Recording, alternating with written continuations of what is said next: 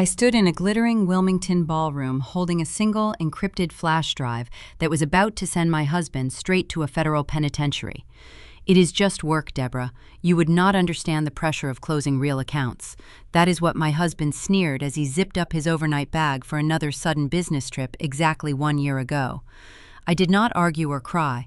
I simply smiled an icy smile, handed him his boarding pass, and let him walk out the door. Before I share exactly how I turned my cheating husband and his secret life into a federal indictment, let me know your age and where you are watching from in the comments below. Hit that like button and subscribe to Sarah Told Stories if you love seeing entitled men walk blindly into their own ruin. My name is Deborah Vogel, and I am 35 years old. I work as a corporate compliance director for a major healthcare network in Delaware. My daily life revolves around identifying hidden assets, tracking regulatory anomalies, and neutralizing institutional threats. I am trained to look at a pristine spreadsheet and find the single lie buried in the data. The lie in my own home began unraveling on a humid Tuesday evening. Nathan, my husband of 5 years, was a high-level pharmaceutical sales executive. He stood in our bedroom adjusting the cuffs of his tailored shirt, radiating a suffocating sense of self-importance. He was preparing for what he called an emergency client summit in Chicago. I stood by the bed, silently folding his expensive silk ties. You know, if your compliance departments had their way, the entire pharmaceutical industry would grind to a halt, Nathan muttered, tossing his watch onto the nightstand. You auditors spend your days looking for problems that do not exist, while people like me actually keep the revenue flowing. I kept my eyes focused on the fabric in my hands. His condescension was a familiar routine. He loved framing my demanding corporate hours as a tedious hindrance, while his constant travel was treated as a monumental sacrifice for our financial future. Nathan grabbed his towel and headed into the ensuite bathroom. A few seconds later, the rush of the shower echoed through the room, accompanied by a thick cloud of steam. His personal cell phone sat on the granite vanity. I watched the screen light up with a low battery warning. A moment later, the screen went pitch black. The battery had died. Less than 10 seconds passed before my own phone vibrated against the nightstand. The caller ID displayed an unsaved local Delaware number. I had recently updated our telecommunications family plan, activating a feature that automatically forwarded incoming calls to the primary account holder if a secondary line powered down. Assuming it was a pharmaceutical vendor needing a last-minute approval before his flight, I swiped the screen and brought the phone to my ear. "Hello," I answered, keeping my tone crisp and professional. A young, breathless female voice chimed through the speaker. "Babe, the escrow cleared for the coastal condo. I cannot wait to see you tonight." The air in the bedroom grew thin. My pulse throbbed a slow, heavy rhythm behind my ears. I did not drop the phone. I did not gasp. The soft hum of the shower running a few feet away felt incredibly distant. The phrase coastal condo echoed in my mind, an expensive luxury symbol standing in stark contrast to the grueling overtime I had worked to build our savings. "Hello," the voice chirped again. "Nathan, are you there?" I tapped the red button on the screen, ending the call. The silence that followed was profound. My chest felt hollow, but my breathing remained perfectly steady. In the corporate compliance world, an emotional reaction is a liability. Panic clouds judgment. Confrontation alerts the target, giving them time to shred documents and hide assets. The water in the bathroom shut off. The glass door clicked open, and Nathan stepped out, a towel wrapped low around his waist. He smelled of expensive cedar body wash, looking thoroughly pleased with himself as he reached for his dead phone. "Battery died," he grumbled, tossing it into his leather briefcase. "I will just charge it at the airport." I picked up his packed overnight bag from the bed.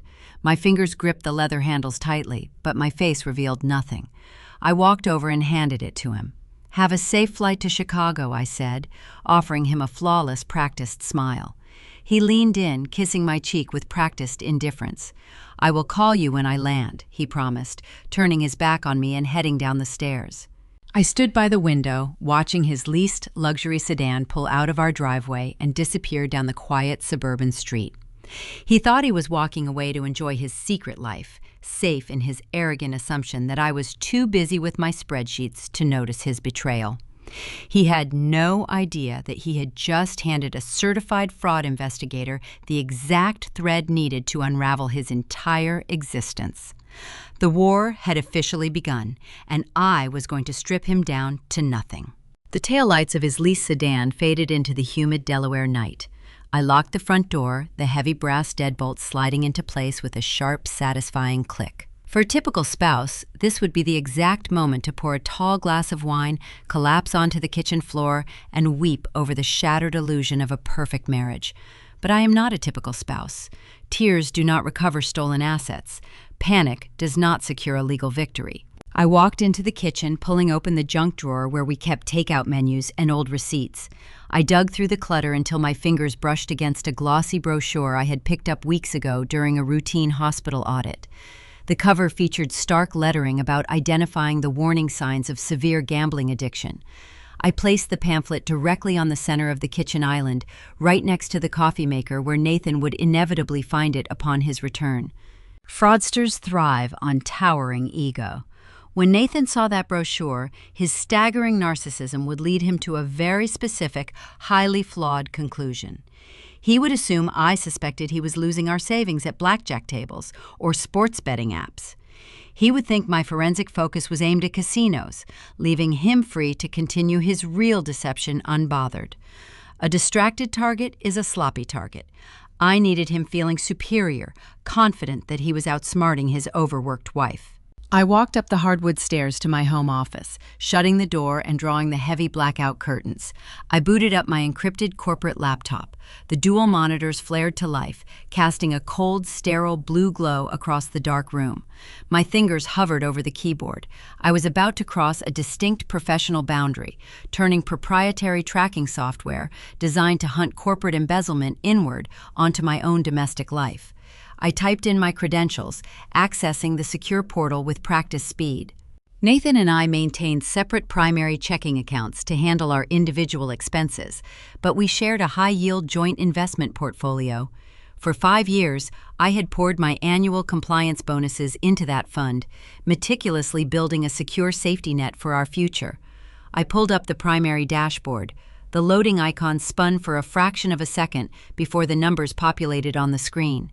My breath caught sharp and cold in my throat. The balance was wrong. It was not just slightly off due to standard market fluctuations. A staggering $200,000 had vanished. My hands rested flat on the cool metal surface of the desk. A raw, primal shock tried to claw its way up my throat, but I forced it down, shifting forcefully into the icy detachment my career demanded. Currency never truly disappears. It merely changes form and location. I initiated a deep scrub of the transaction history, filtering the data by withdrawal amounts over $5,000. The ledger populated, revealing a systematic, methodical bleed over the past 12 months. Nathan had executed over 40 separate outbound wire transfers. I clicked on the transaction details for the largest withdrawal. The memo line read, "Capital injection, directed toward a limited liability company specializing in medical supply logistics." To an untrained eye, it looked like a legitimate business investment by an ambitious pharmaceutical executive. He was counting on the dense corporate jargon to shield his theft. He assumed my baseline trust as his wife would prevent me from verifying the state corporate registry. I opened a secondary window, logging into a federal business database. I ran a cross-reference on the shell company receiving the capital injections. The search yielded a registered agent address, but the true owner was obscured behind standard privacy shields. Nathan had tried to cover his tracks, but he lacked the technical sophistication to understand how digital metadata truly works. Every wire transfer carries a specific routing code, a permanent digital fingerprint that records the exact path the currency takes through the banking system. I extracted the raw data from our investment portal, tracing the outbound wires. The funds did not flow directly into the medical supply shell company. Nathan was utilizing a classic layering technique. He routed the money through a private intermediary holding account first, attempting to wash the funds before they reached their final destination. I isolated the routing number for the intermediary account and ran a reverse identification search. The progress bar crept across my screen. The silence in the house felt heavy, pressing against my eardrums as the system queried regional banking registries. The result flashed on the screen in stark green text. The holding account did not belong to a faceless corporation. The registered owner was Joyce Vogel, my mother-in-law. I stared at the name, the glow of the monitor reflecting in my unblinking eyes. The betrayal morphed from a sharp, isolated sting into a profound, suffocating weight. This was not just a husband stepping out on his vows. This was an orchestrated family syndicate. Joyce was a woman who spent her Sunday afternoons hosting garden parties, wearing pastel cardigans, and lecturing me about the importance of family loyalty. She constantly made subtle, patronizing remarks about my demanding work hours, urging me to step back from my career to focus on giving her grandchildren. All those Sunday dinners, all those fake smiles over potluck roasts, Joyce was actively receiving the proceeds of her son's theft, laundering the cash through her personal accounts to help him finance a secret life with another woman. She knew about the coastal condo. She likely knew Valerie by name. The entire Vogel family was complicit, sheltering their golden boy while treating me as nothing more than a convenient source of funding. The sheer scope of their deception required a ruthless response. If Joyce was the intermediary, I needed to know exactly how far the rod extended. I minimized the bank ledger and launched a comprehensive credit inquiry on Nathan using my advanced clearance tools. I bypassed the standard consumer reports, pulling a hard forensic credit file that detailed every single financial footprint he had left over the past decade. I scrolled past our shared mortgage and his leased vehicle, hunting for anomalies. Near the bottom of the document, tucked away under recent hard inquiries, I spotted a secondary residential address. Nathan had recently undergone a background check for a luxury lease agreement. I highlighted the text, my eyes narrowing as I read the location. The address was not in Chicago. It was not in a different state. The luxury apartment was located right here in Delaware, less than 20 miles from where I was currently sitting. The pieces of the puzzle snapped together with a sickening, crystal-clear precision. There was no emergency client summit. There was no turbulent flight across the country. For an entire year, Nathan had been packing a bag, kissing my cheek, and driving 20 minutes down the highway to play house with Valerie. The business trips were a carefully constructed phantom designed to give him consecutive days of uninterrupted time with his mistress, all funded by my hard-earned money. He was sitting in an upscale apartment right now, laughing with another woman, entirely confident that his compliance director wife was none the wiser. He believed his fabricated corporate jargon and his mother's bank accounts provided an impenetrable shield. He thought he was the smartest person in the room. I leaned back in my chair, staring at the damning evidence illuminating my dark office. I hit print, sending the routing data, the fake medical supply invoices, and the credit report to my secure physical files. The printer whirred to life, churning out page after page of irrefutable proof. I was no longer gathering evidence for a simple divorce proceeding. I was constructing a trap designed to dismantle his entire world. Nathan thought he had secured his future, but he had just handed me the blueprints to his ruin. As I gathered the warm papers from the printer tray, my phone buzzed on the desk. It was a calendar notification reminding me of a scheduled visit. Joyce and my sister-in-law Allison were dropping by for morning coffee tomorrow. They always visited when Nathan was out of town, pretending to check on me while covertly monitoring my behavior. I slid the federal evidence into a locked drawer. Tomorrow, the enablers were walking right into my kitchen, and I was going to serve them coffee with a smile. The morning sun filtered through the sheer curtains of my kitchen, casting long, bright stretches of light across the quartz countertops. I stood at the island, brewing a fresh pot of dark roast coffee. My posture was relaxed, my breathing steady. To an outside observer, I was simply a dedicated wife preparing for the day. Internally, I was a tactician, setting the stage for a hostile interrogation. The doorbell chimed 20 minutes earlier than scheduled. Fraudsters and their enablers often alter timelines to catch their targets off guard. I walked through the foyer and opened the heavy wooden door. Joyce Vogel stood on the welcome mat wearing her signature pastel blazer and a string of pearls. Beside her was Allison, my sister-in-law. Allison lived in a state of perpetual leisure, funded by a husband in private equity. She wore a pristine white tennis skirt and a cashmere sweater draped casually over her shoulders, bringing the overpowering scent of jasmine perfume into my home. Neither of them carried a pastry box or a friendly greeting. They carried an agenda. "Good morning," Joyce said, stepping past me without waiting for an invitation. Her eyes immediately darted around the foyer, conducting a silent inspection of my housekeeping. "We figured you would be up early," Allison added, trailing behind her mother. "Since Nathan is working so hard in Chicago, we thought we should drop by and make sure you were actually taking care of the house." I closed the door, locking it with a soft click, and followed them into the kitchen. The psychological warfare commenced before they even took their seats at the island. They were an organized front, deployed to manage my expectations and secure Nathan a convenient exit strategy. I poured 3 cups of steaming coffee, sliding the porcelain mugs across the smooth counter. I kept my face arranged in a mask of polite, exhausted gratitude. "It is so thoughtful of you both to visit," I said, taking a sip from my own cup. "The hospital has me running endless compliance audits this week. Nathan being away is tough, but we are building our future." Joyce let out a sharp, patronizing sigh. She wrapped her hands around the warm mug, looking at me with feigned pity. "That is the problem, Deborah," Joyce murmured, shaking her head. "You are always focused on audits and hospital regulations.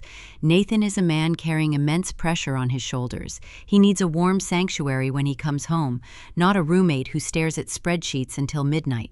Allison stirred her coffee, the silver spoon clinking loudly against the porcelain rim.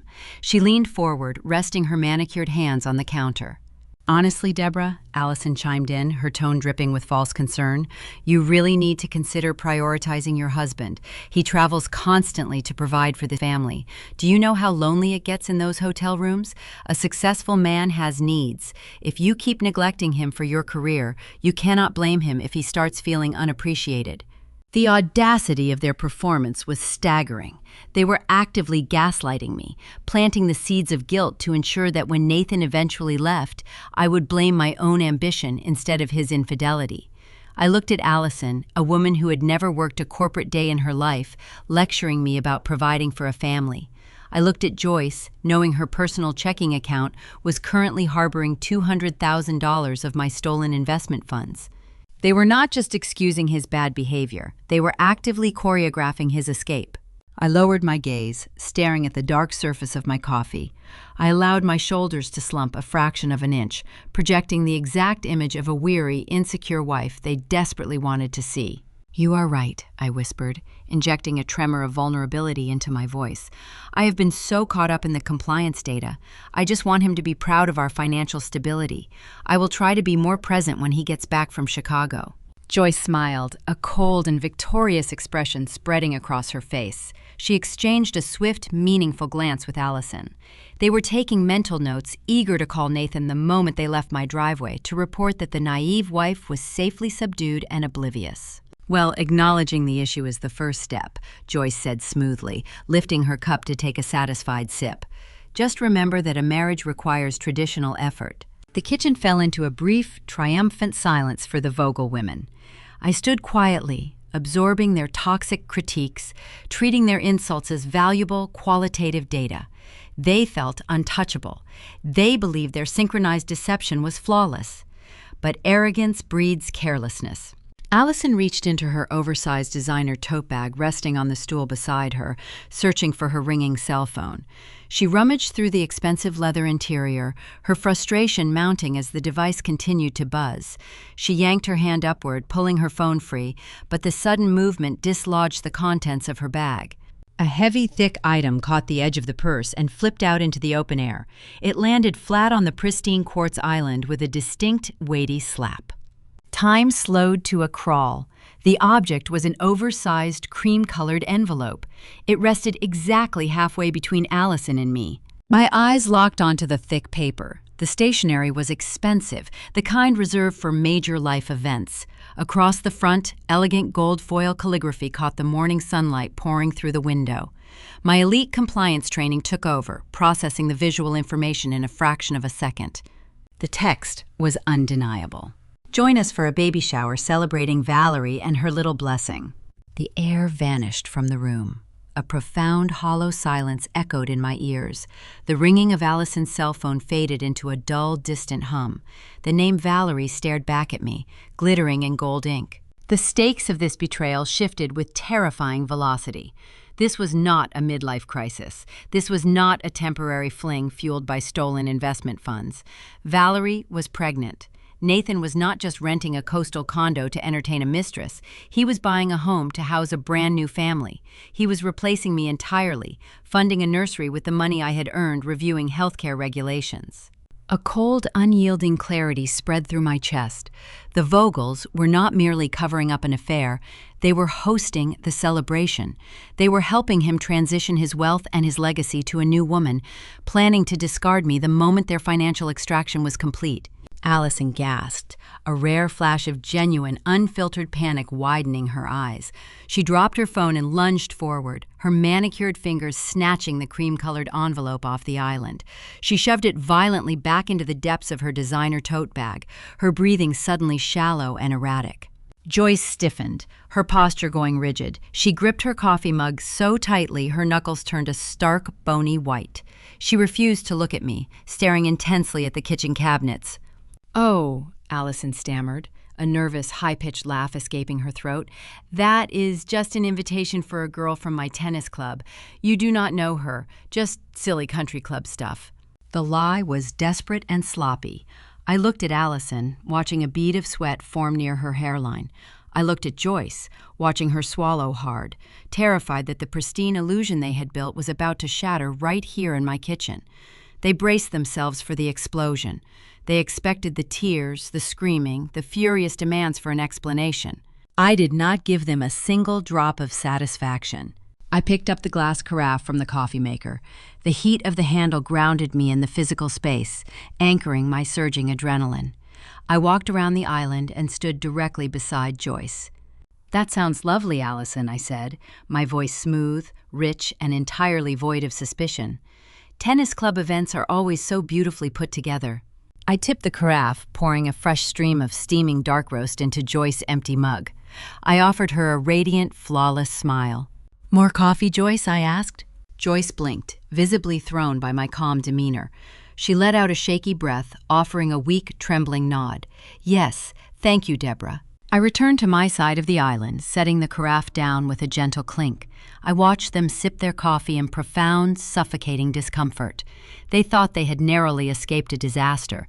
They thought I was truly blind, a gullible workaholic too foolish to read the gold writing on the wall. They had no idea that they had just handed me the final necessary piece of the puzzle. I now had the mistress name, and I knew a child was involved. I knew they were actively celebrating my replacement. The boundaries of this conflict had expanded beyond a simple domestic dispute. This was a hostile takeover, and I needed to know exactly how Nathan was financing Valerie New Life. I smiled at my sister-in-law, cataloging her trembling hands. The moment these women walked out of my house, I was going to rip into the county property registries and find that coastal condo. I was going to trace every single dime they thought they had hidden. The ambush was over, and it was time for me to go on the offensive. The heavy oak front door clicked shut, sealing the humid midday heat outside. I leaned my forehead against the cool painted wood, listening to the crunch of tires on the gravel driveway as Joyce and my sister-in-law Allison finally drove away. The polite, exhausted smile melted off my face, replaced by a rigid, unyielding focus. The performance was over. The physical threat of their presence had left my kitchen, but the psychological residue of their visit lingered in the air, thick with the cloying scent of Allison's jasmine perfume. They had marched into my home to secure their golden boy's exit strategy, carrying the name of his mistress written in gold foil, Valerie. I bounded up the stairs, my bare feet silent on the hardwood steps, and returned to my darkened home office. The dual monitors glowed, waiting for my input. In the world of corporate compliance, a single name is a skeleton key. Valerie was no longer a faceless phantom. She was a searchable entity in the vast digital ecosystem of public records. I logged into the Delaware County property registries. The state coastline is a lucrative stretch of fertile plains meeting flat Atlantic sandy beaches, an area dense with luxury real estate holding companies and high-end residential developments. I initiated a targeted query, cross-referencing recent real estate acquisitions along the shoreline with the first name Valerie. I refined the search parameters, restricting the timeline to the last 12 months, aligning perfectly with Nathan's sudden increase in fabricated Chicago business trips. The database processed the request, the progress bar inching forward with agonizing slowness. A list of 7 properties populated the screen. I discarded the commercial leases and the inland plots, narrowing my focus solely to residential waterfront units. There it was, a pristine, newly constructed penthouse unit overlooking the ocean, purchased just 3 months ago. The property was likely situated near Rehoboth, an area known for pristine shorelines and exorbitant property values, making it the perfect place to hide dirty money in plain sight. I opened the digitized deed, my eyes scanning the dense legal text. The purchase price was listed at $600,000. Even with the $200,000 Nathan had siphoned from our joint investment accounts, a staggering financial gap remained. A luxury beachfront condo requires substantial capital, and Nathan's pharmaceutical salary, while generous, could not cover a cash deficit of that magnitude without triggering a severe internal tax audit. He needed an external funding source, a heavy influx of liquid cash, to close the escrow. To find a missing capital, I pivoted my search away from the coastal property and ran a deep title inquiry on my own primary residence. I pulled the master file for the house Nathan and I had purchased 4 years ago. The documents loaded, rendering a stark, horrifying truth on my screen. A secondary line of credit totaling $400,000 had been leveraged against the equity of my home. The air vanished from my lungs. A sharp, icy panic pierced my chest, threatening to shatter my professional detachment. He had not merely drained our savings, he had mortgaged the very roof over my head to finance his mistress's dream home. If this secondary loan defaulted, the bank would foreclose on my property. My financial stability was teetering on the precipice of total ruin. As a compliance director, having a defaulted, fraudulent loan attached to my name could trigger a board review, potentially stripping me of my credentials.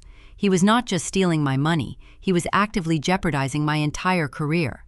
I zoomed in on the scanned loan agreement, scrutinizing the authorization signatures. The paperwork required dual consent from both listed homeowners. At the bottom of the final page, right next to Nathan's familiar scrawl, was my own signature. I stared at the looping letters, a cold realization settling over me. The ink formed my name, but the cadence of the strokes was entirely wrong. The slant was too sharp, the pressure too uniform. It was a calculated, deliberate forgery. Nathan had falsified my consent, legally binding me to a predatory debt structure without my knowledge. The printer whirred to life beside my desk, spitting out the physical copies of my financial ruin. I picked up the warm paper, tracing the forged signature with my index finger. The sheer audacity of the crime was breathtaking. My husband had sat across from me at the dinner table, asking about my day, while secretly plotting to saddle me with illicit debt. The phantom Chicago business trips were merely a smokescreen for a much larger, far more sinister operation. They were bleeding me dry, drop by drop. A forged signature on a bank document is useless without official authentication. To bypass the lending institution's stringent security protocols, Nathan needed a licensed official to verify the fraudulent consent. I scrolled down to the bottom right corner of the PDF, my eyes locking onto the round, black ink seal of the certifying official. The notary stamp belonged to Martin Vogel, my father-in-law. The scope of the betrayal widened, pulling another family member into the criminal syndicate. Martin was a veteran real estate broker in Wilmington, a man who built his career navigating complex commercial property laws. He understood the severe legal ramifications of falsifying a federal loan document. Why would a seasoned broker risk his license, his reputation, and his freedom to facilitate his son's infidelity? A vivid memory pierced my concentration, transporting me back to the previous Thanksgiving dinner. The dining room was filled with the clinking of crystal glasses and the rich scent of roasted turkey. Martin sat at the head of the table, his cheeks flushed from a heavy pour of aged scotch. He had spent the evening complaining bitterly about the shifting corporate real estate market, slurring his words as he lamented losing several major commercial contracts. He boasted loudly about cutting red tape and finding creative workarounds to keep his failing brokerage afloat, much to Joyce's visible embarrassment. The missing pieces of the puzzle clicked together with devastating clarity. Martin was not forging federal documents out of blind paternal love. His real estate firm was drowning in debt, facing imminent bankruptcy. Nathan, flush with the promise of future pharmaceutical bonuses, had struck a desperate bargain with his father. Nathan promised Martin a substantial cut of the embezzled corporate funds to salvage the sinking brokerage, and in exchange, Martin provided the illegal notary stamp required to extract the equity from my home. The Vogel family was not just a collection of toxic enablers. They were a coordinated, synchronized criminal enterprise driven by unyielding greed. They were treating my financial security as a communal piggy bank, perfectly willing to sacrifice my livelihood to sustain their crumbling illusions of wealth. My perspective shifted, discarding the remnants of a wounded wife and fully adopting the posture of a corporate auditor hunting a systemic threat. This was no longer a simple domestic dispute destined for a messy divorce court. The forgery of a mortgage document, combined with the interstate wire transfers used to fund the coastal condo, elevated their actions into the realm of high-stakes federal crime. If I confronted Nathan now, demanding answers about the mistress or the forged signature, I would trigger a catastrophic chain reaction. He would alert Martin, who would immediately begin shredding the physical notary logs. Joyce would shift the stolen investment funds into untraceable offshore accounts. They would hire defense attorneys, burying me in years of grueling civil litigation while draining the remaining equity from my home to fund their legal fees. I could not fight them in a courtroom. I needed to trap them in a federal indictment. I needed to gather enough irrefutable digitized proof to hand the authorities a fully constructed case, ensuring the entire Vogel family faced mandatory minimum sentences before they even realized they were under investigation. I returned my attention to the deed for the coastal condo, downloading a high-resolution copy to my encrypted server. I needed to know exactly how Valerie and Nathan structured the ownership of the beachfront property. If Nathan listed his own name on the deed, he was providing a direct, undeniable link to the fraudulent funds. I zoomed in on the grantee section of the document, reading the registered property owners. Valerie's full name was printed clearly on the primary line, but Nathan had not listed himself. He was too cowardly to attach his own identity to the stolen asset, opting to remain a silent, illicit financier. However, Valerie was not the sole owner. A second name was printed directly beneath hers, listed as a joint tenant with full rights of survivorship. I stared at the unfamiliar text, my forensic instincts flaring. The cosigner was a man. His name was Vincent Cross. My mind raced, processing the new variable. Who was Vincent Cross? Was he a proxy investor, a hidden partner in the Vogel family syndicate, or a random real estate agent acting as a shield? The name did not match any of Nathan's known associates or pharmaceutical colleagues. I opened a new search query, typing the unfamiliar name into my background verification software. The cursor blinked, waiting to unravel the next layer of this elaborate deception. Nathan and his family thought they held all the leverage, confident in their united front, but they had carelessly introduced an unknown element into their fragile house of cards. I hit the Enter key, watching the progress bar surge forward, ready to discover exactly how this mysterious cosigner fit into my impending retaliation. The glowing progress bar on my screen reached the end of its path, pulling a comprehensive dossier from the public records database directly into my encrypted secure folder. The name Vincent Cross stared back at me in stark black text.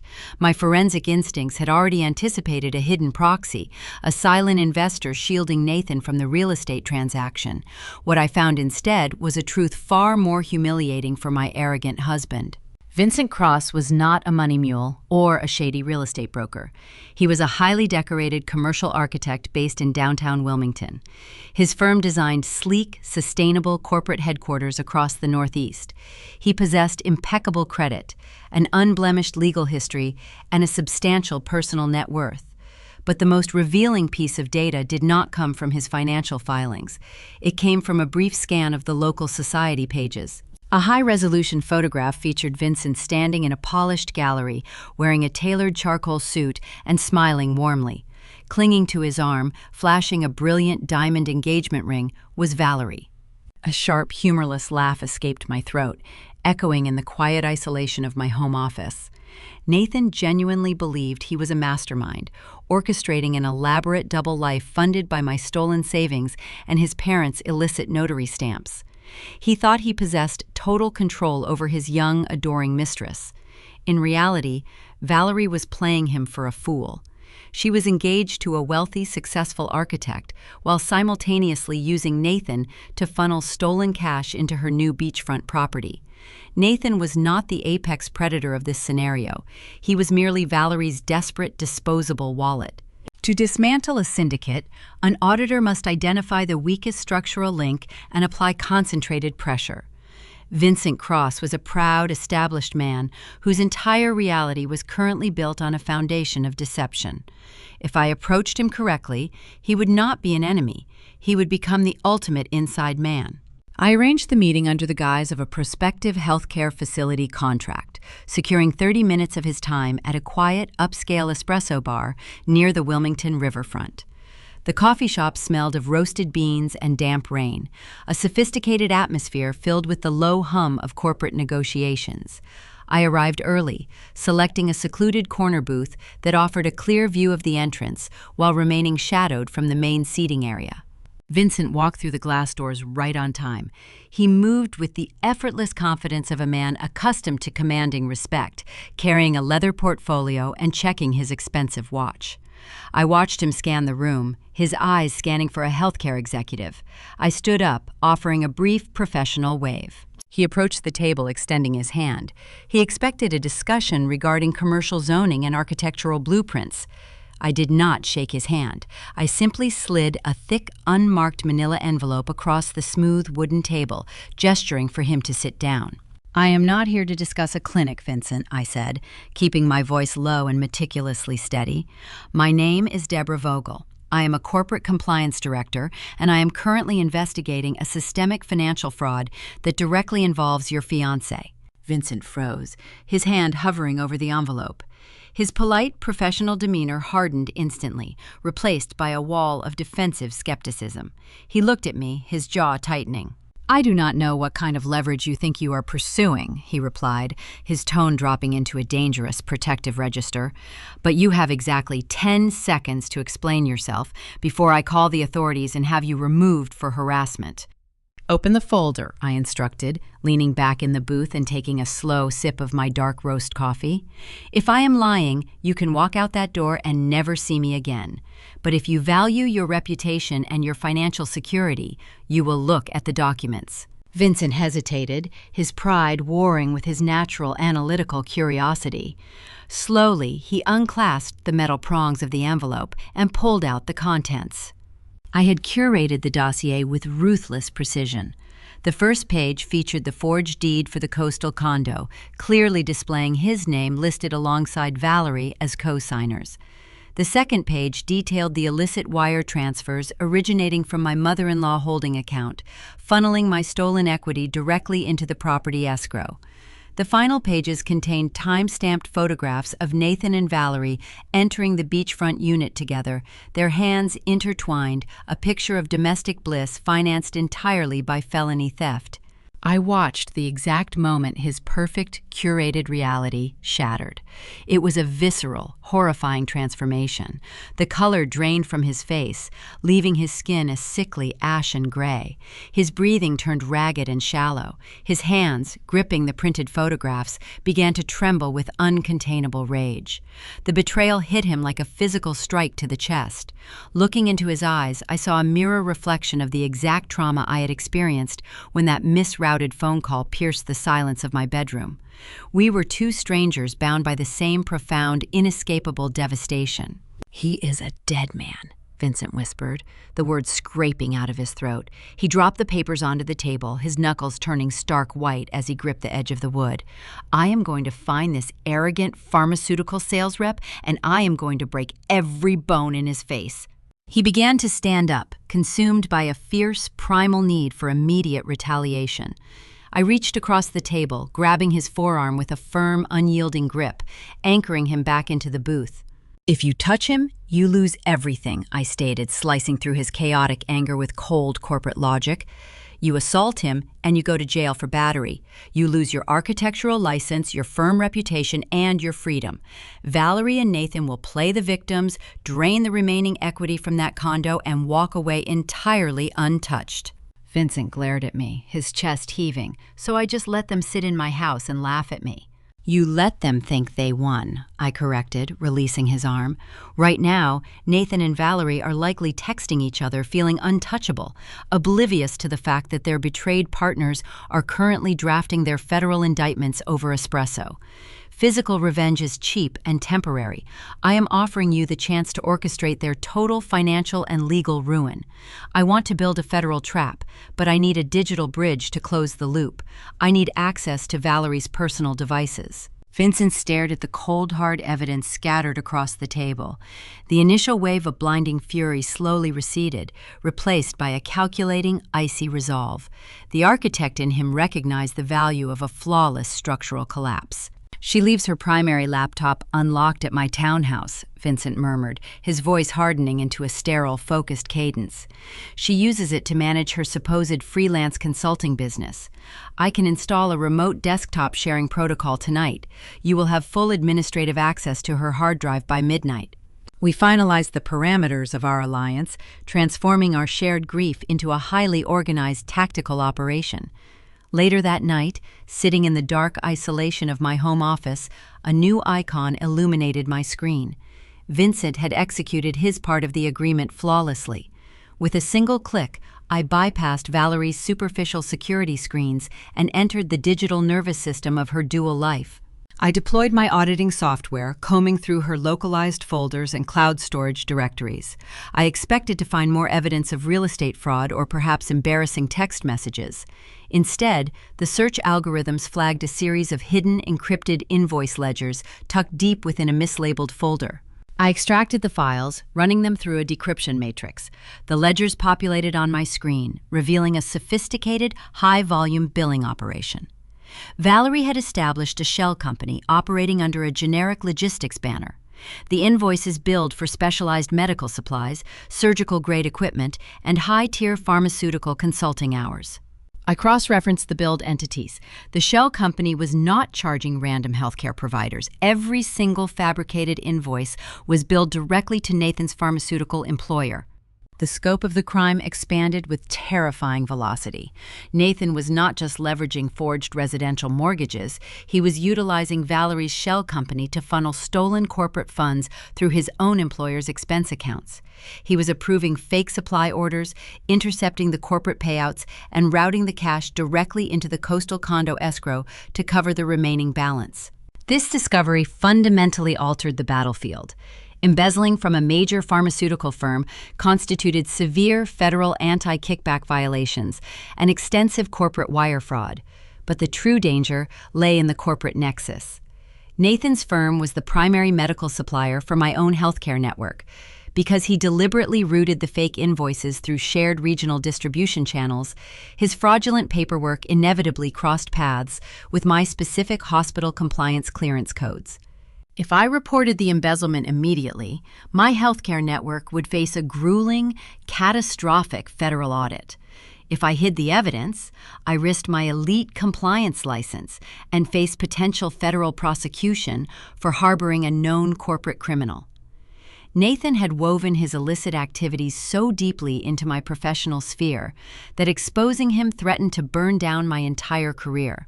I stared at the glowing monitor, the weight of the escalating crisis pressing heavily against my shoulders. I was no longer merely hunting a cheating husband. I was navigating a corporate minefield laden with federal triggers. I needed to secure the metadata on an offshore server and craft an impenetrable defense strategy before Nathan realized I was closing the net. The stakes had reached a lethal threshold, demanding a flawless execution at the highest corporate level. The sterile glow of my dual monitors illuminated the dark home office, casting long, sharp shadows against the walls. I sat frozen in my ergonomic chair, staring at the digital ledgers extracted directly from Valerie's laptop. The numbers formed a neat, terrifying matrix. As a compliance director, I spend my life identifying institutional vulnerabilities and mitigating risk. My brain is hardwired to spot regulatory breaches. What I saw on the screen transcended a simple domestic affair. It was a localized corporate contagion. I opened a secure gateway into my own healthcare network's vendor database, taking extreme precautions to route my connection through an anonymous proxy server. I cross-referenced the billing invoices generated by Valerie's shell company against my hospital's payable accounts. The results populated instantly, flashing a harsh, undeniable truth across the screen. Nathan was not just siphoning money from his pharmaceutical employer to fund a coastal condo. He was generating fake purchase orders for high-grade surgical equipment and routing those phantom shipments through my specific regional clearance codes. My pulse thrummed a slow, heavy beat against my throat. This was severe federal anti-kickback territory. The statutes dictate that any illicit financial relationship in healthcare triggers mandatory federal oversight. By exploiting the shared distribution channels between our two companies, Nathan was orchestrating severe corporate wire fraud. The danger was palpable and imminent. If the federal authorities discovered this anomaly before I reported it, the resulting audit would scorch the earth. My hospital would face crippling fines, and my elite compliance license would be revoked. I could even face federal prosecution for harboring a known criminal. He had tethered his illicit financial lifeline directly to my career, weaponizing my professional standing to shield his theft. I could not afford a single mistake. A rushed move would alert his network. I initiated a localized data sweep, gathering the metadata, the fraudulent purchase orders, and the offshore routing codes. I secured the data packets, compiling the IP logs, the timestamps of his forged approvals, and the corresponding bank routing numbers, linking back to his mother's intermediary accounts. I encrypted the entire package with a high-level security key, uploading the files to a secure offshore server operating well outside the jurisdiction of my hospital's internal technology department. I was no longer merely preparing for divorce court. I was drafting a comprehensive federal indictment, ensuring every single digital fingerprint was preserved for the authorities. The next morning, the corporate battlefield shifted unexpectedly. I sat at my sleek glass desk at the hospital, reviewing vendor compliance forms, when an urgent email flashed across my screen. It was an industry-wide invitation from Nathan's pharmaceutical firm, announcing an upcoming regional executive gala in downtown Wilmington. The event was designed to celebrate a lucrative new supply contract between his employer and my healthcare network. Usually, spouses were invited as mere window dressing. Nathan always preferred leaving me behind, citing the boring nature of industry networking and late-night strategy sessions. He liked playing the charismatic, unattached executive. But a follow-up email landed in my inbox 3 minutes later, stripping him of that luxury. It was a direct message from my own chief executive officer. Deborah, we need our top compliance officer representing the network at the Wilmington Gala this weekend. Your attendance is mandatory. A sharp, genuine smile touched the corners of my mouth. Nathan had intended to use this high-profile event to introduce Valerie to his superiors as an independent regional consultant. His goal was to fast-track a fresh batch of kickback schemes through her fake company to replace the funds his parents had tied up in the forged mortgage. He believed his previous manipulations would keep me cowering at home, too busy with paperwork to care about his social calendar. He severely underestimated the corporate influence I commanded. I replied to my CEO, confirming my attendance, sealing the social trap. Nathan was going to be forced to escort his wife to the exact same ballroom where he planned to launch his mistress's fake consulting career. The pressure cooker was set. He would have to manage his fabricated business ventures and his crumbling double life under the watchful eyes of 300 industry leaders. That evening, the front door echoed with the familiar sound of a key turning in the lock. Nathan was home from his imaginary Chicago business trip. I stood by the kitchen island, adjusting the heat under a simmering pan of roasted garlic and herb chicken. I arranged my features into a mask of serene domesticity. He dropped his leather overnight bag onto the foyer bench with an exhausted sigh, playing the role of the weary traveler. He was wearing the exact same charcoal suit he had left in, but the fabric was slightly wrinkled, betraying his lack of actual corporate travel. He loosened his silk tie, rolling up his sleeves as he walked into the kitchen. He leaned down to kiss my cheek. The scent hit me instantly. It was not the sterile, recycled air of a commercial airplane cabin. It was a distinct, expensive floral perfume.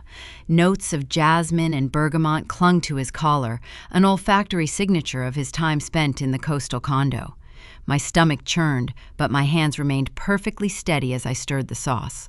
"How was the flight?" I asked, turning to hand him a glass of red wine. "Terrible," Nathan replied, taking a generous sip. "The turbulence over Ohio was rough. I barely got 2 hours of sleep, but the client summit was highly productive. We closed a major distribution channel." I carried the dinner plates to the dining table, setting them down on the woven placemats. He sat across from me, cutting into his meal with eager appetite, entirely oblivious to the predator sitting opposite him. "That sounds incredibly demanding," I noted, keeping my tone light and admiring. "Which specific distribution channel did you finalize? I know your firm has been trying to streamline the surgical equipment supply chain for months." Nathan paused, his fork hovering an inch above his plate. A fleeting shadow of irritation crossed his eyes.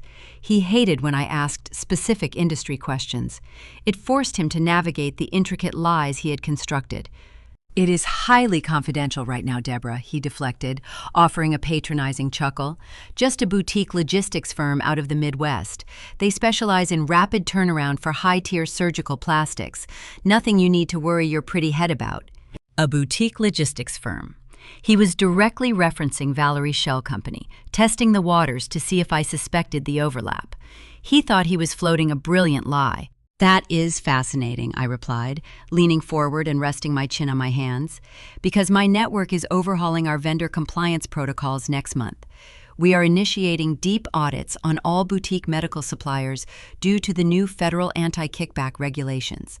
Any unverified supply chains are going to be immediately flagged and forwarded to the Office of the Inspector General." The color drained from Nathan's face, leaving his skin a sickly ashen gray. He lowered his fork slowly, the metal clinking against the ceramic plate. He stared at me, searching my eyes for any hint of suspicion. I offered only a warm, supportive smile. "Are they?" he managed to croak, taking a sudden, desperate gulp of his wine. "Yes," I continued, my voice smooth and relentless. "The federal penalties are quite severe. The authorities are tracing offshore routing numbers and auditing localized escrow accounts to root out corporate fraud. I am sure your new Midwestern client has flawless documentation, though. You are always so careful with your paperwork." A bead of sweat formed near his hairline. He swallowed hard, his throat working nervously. The arrogant sales executive was suddenly suffocating in his own dining room. He shifted uncomfortably in his chair, unable to look me in the eye. "Of course," he muttered, wiping his mouth with a linen napkin. "It is all perfectly legitimate." I picked up my wine glass, taking a slow sip. He was panicking. The seed of doubt was firmly planted, but the true test of his crumbling composure was about to arrive. "By the way," I added casually, setting the glass down, "my CEO emailed me this afternoon. He requested my presence at your firm's Wilmington Gala this weekend. It seems we will be attending together." Nathan froze. The muscles in his jaw locked tight. His breathing halted. The careful architecture of his dual life collided forcefully in his mind. He had promised Valerie a grand official introduction to his superiors, a way to legitimize their fake consulting front. Now, his compliance director wife was mandating her presence at the very same event. He stared at me across the table, trapped in a social and legal snare he could not escape. The dinner continued in suffocating silence, the sound of silverware scraping against porcelain echoing like a countdown clock.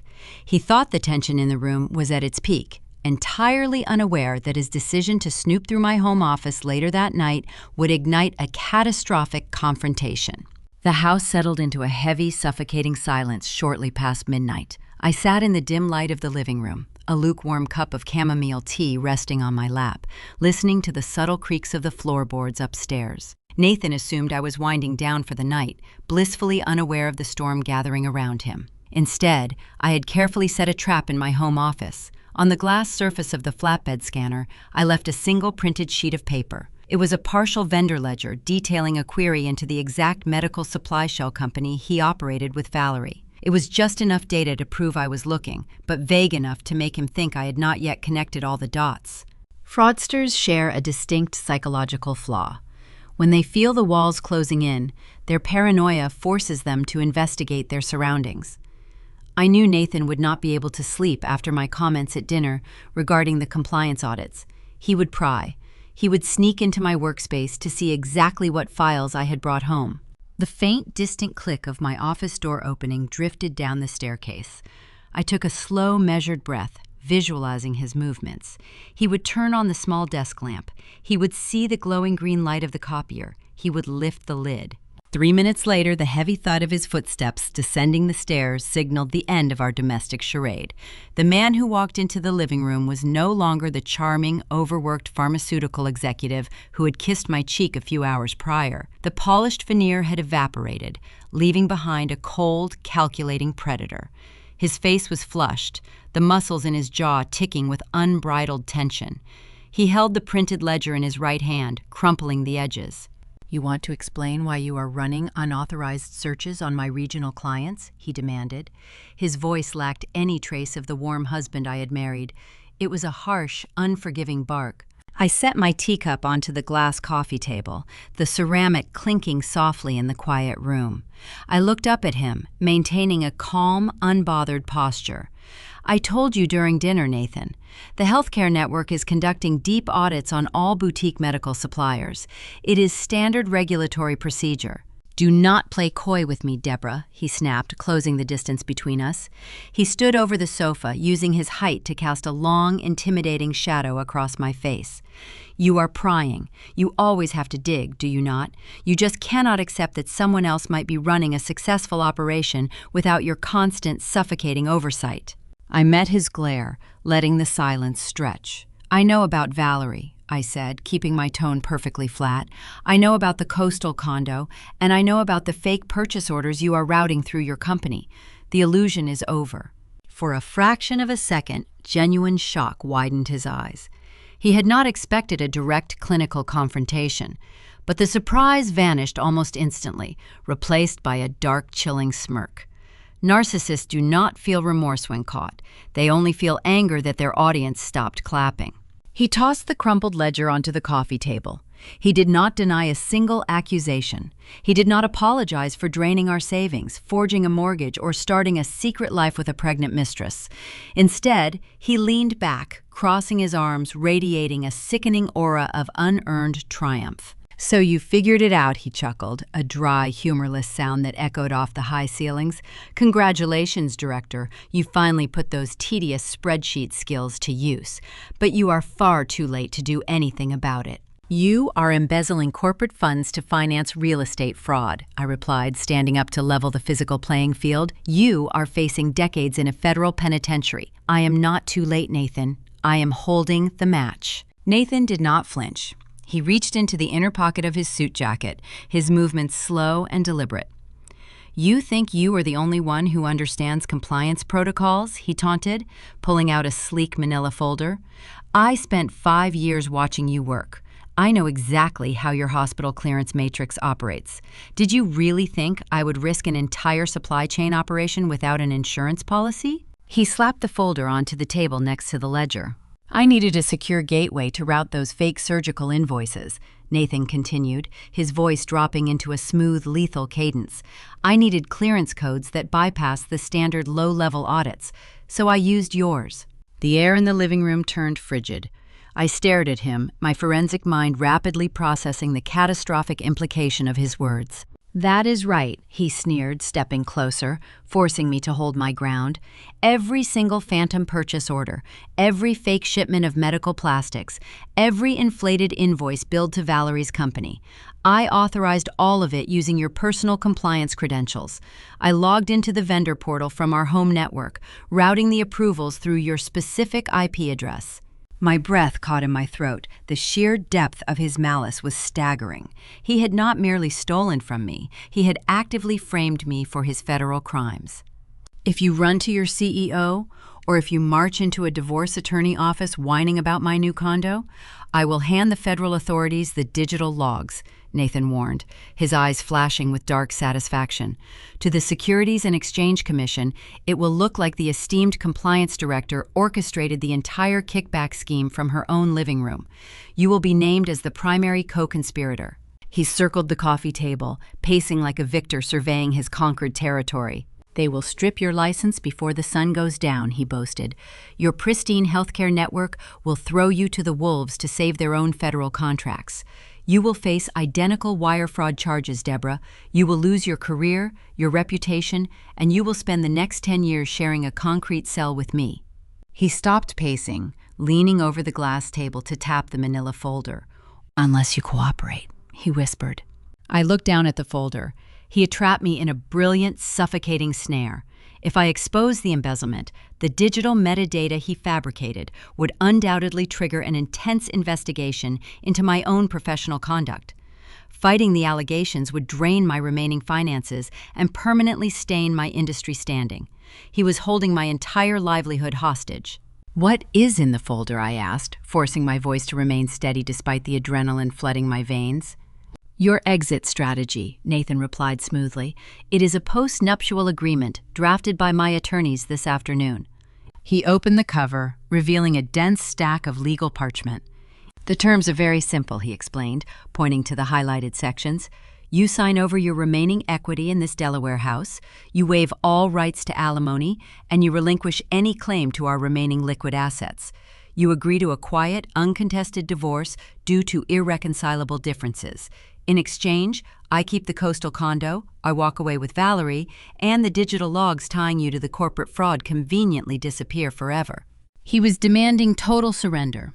He wanted to strip away the sanctuary I had worked tirelessly to purchase, leaving me penniless while he funded his new family with my stolen wealth. "You want me to hand you everything?" I said, staring at the predatory clauses printed on the paper. "I want you to be a rational auditor," Nathan countered, flashing a shark-like grin. "Evaluate the risk, Deborah. You can sign the paper, pack your bags, and rebuild your boring little corporate life somewhere else. Or you can declare war, and we can both watch the feds dismantle your precious career piece by piece." He reached into his pocket, retrieving a heavy silver pen. He placed it deliberately on top of the contract.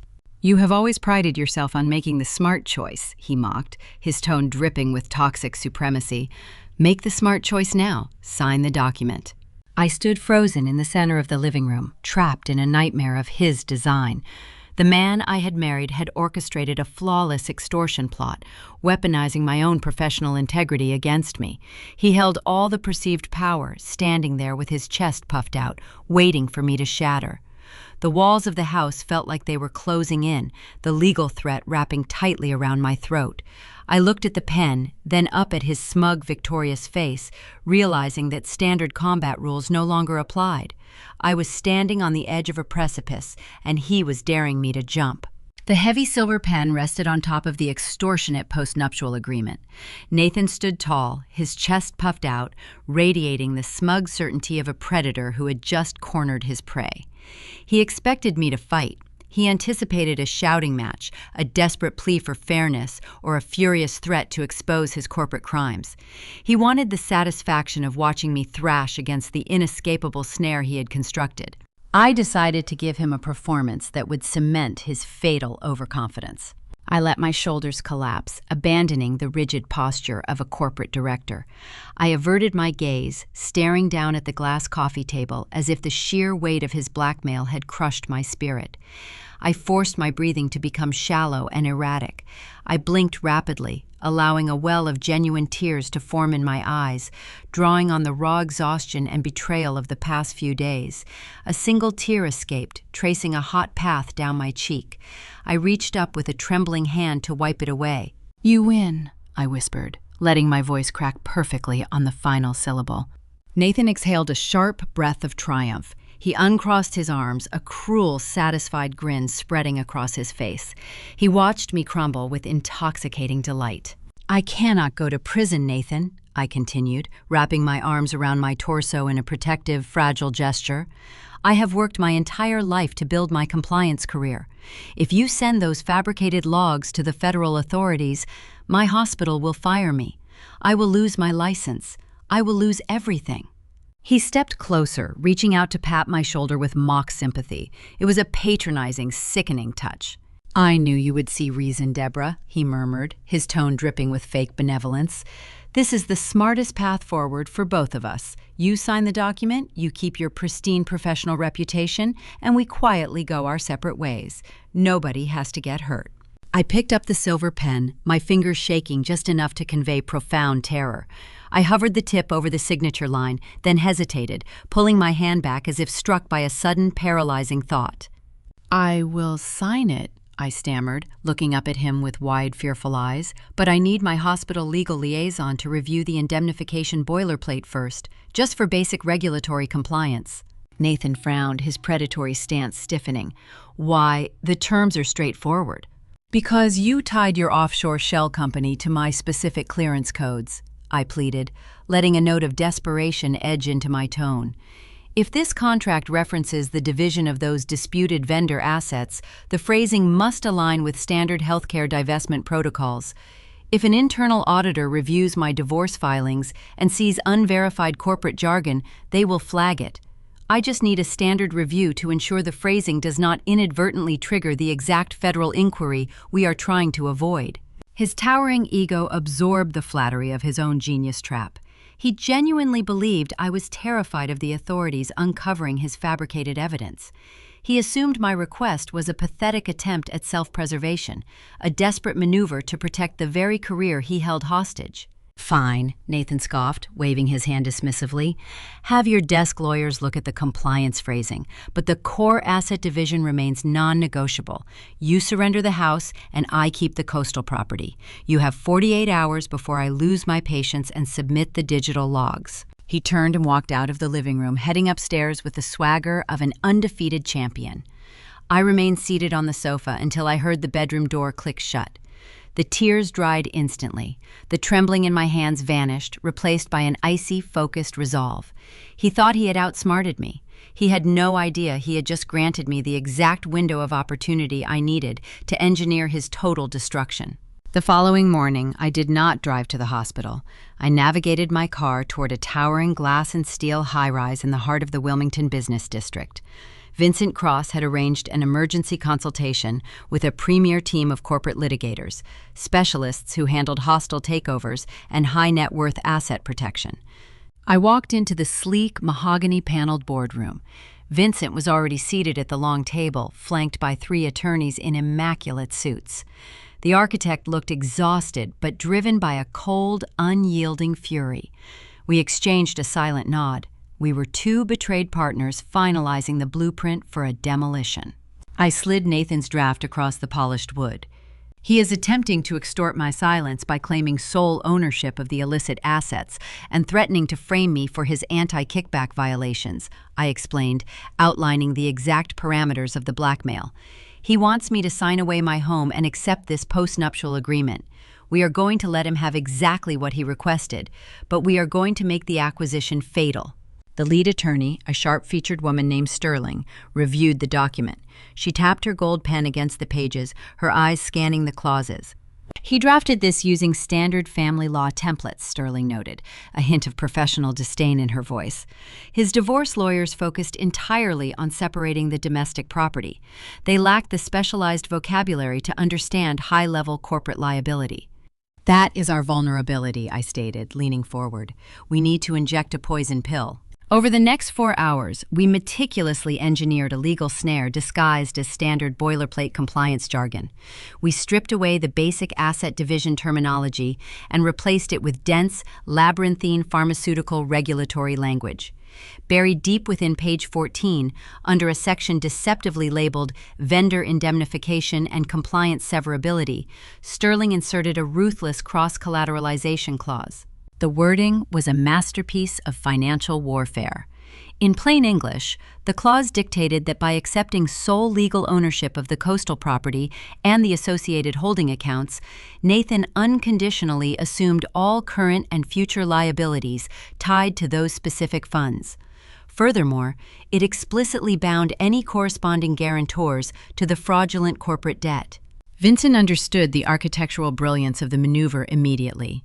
Because Nathan's father, Martin, used his official notary stamp to forge the initial mortgage documents, Vincent said, tracing the logical path, Martin is legally classified as a guarantor of the origin funds. "Exactly," I confirmed, feeling a surge of clinical satisfaction.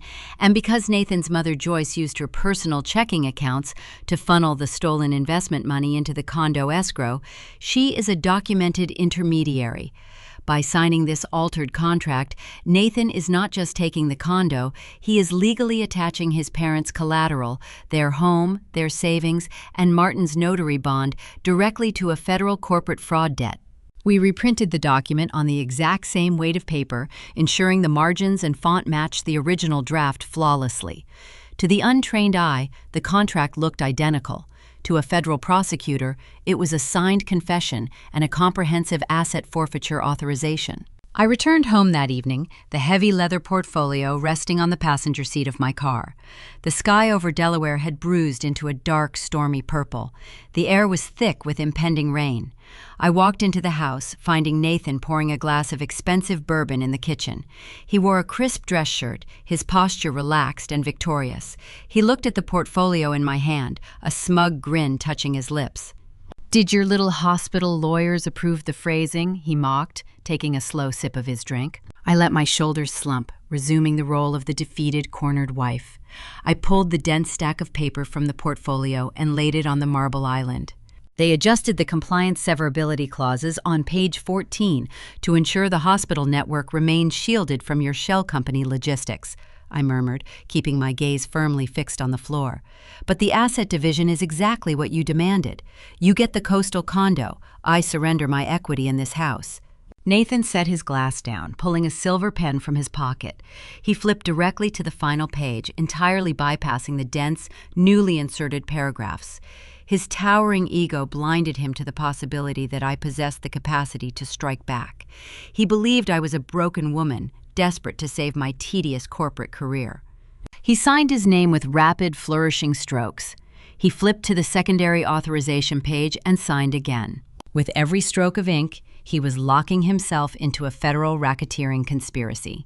He was sealing his own doom, wrapping the chain of liability tightly around his own neck and handing the other end of the leash directly to the authorities. I picked up the pen next. I forced my hand to tremble forcefully, producing a shaky, uneven signature.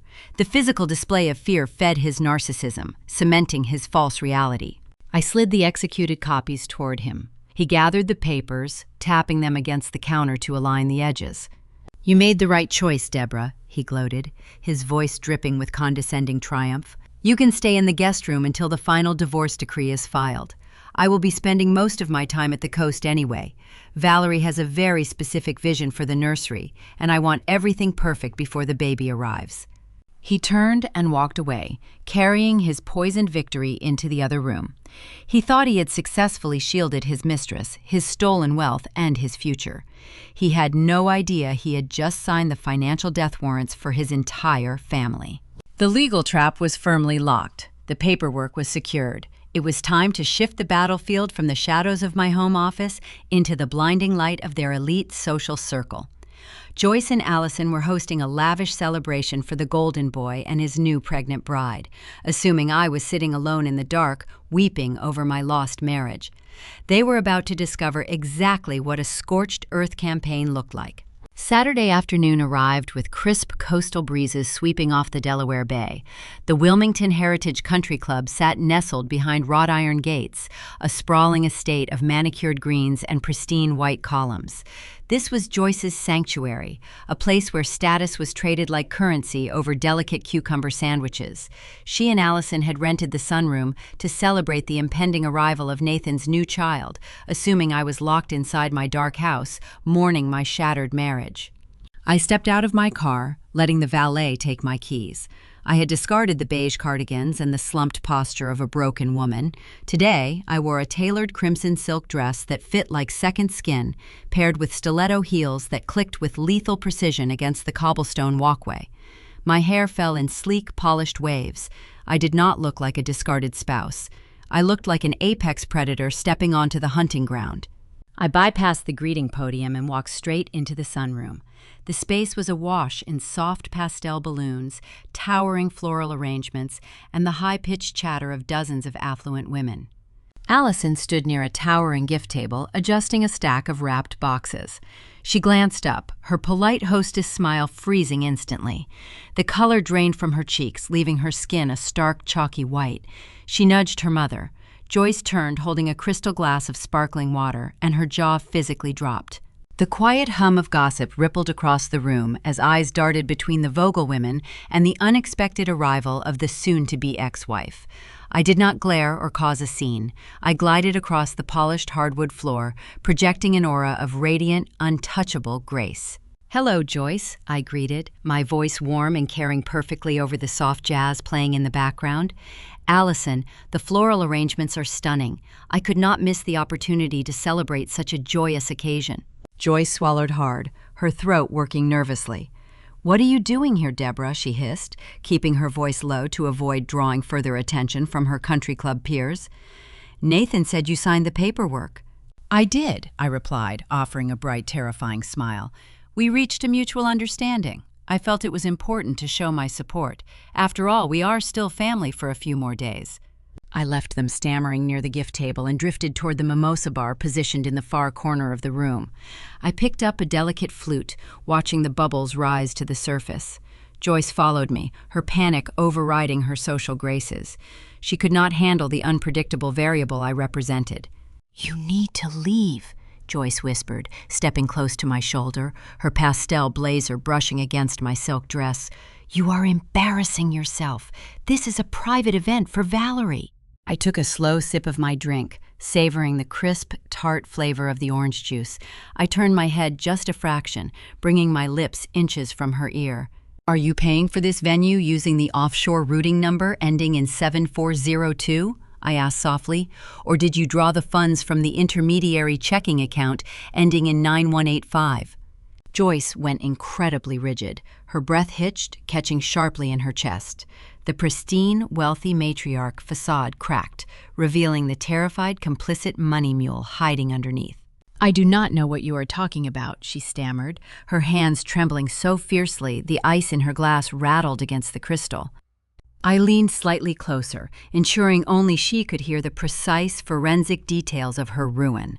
"I know exactly how many capital injections Nathan funneled into your accounts over the last 12 months, Joyce. I tracked the outbound wire transfers you authorized to cover the escrow on the coastal condo. You bypassed standard banking protocols to hide your son's stolen equity." Her eyes widened, reflecting a profound, inescapable dread. She looked around the sunroom, suddenly viewing her wealthy friends not as an audience to her triumph, but as future witnesses to her disgrace. "If you make a scene today," I continued, my tone smooth and even, "I will send the digital transaction logs to the Internal Revenue Service before they serve the cake. Smile, Joyce. You are hosting a party." I stepped away, leaving my mother-in-law anchored to the floor, paralyzed by the sheer weight of her impending federal liability.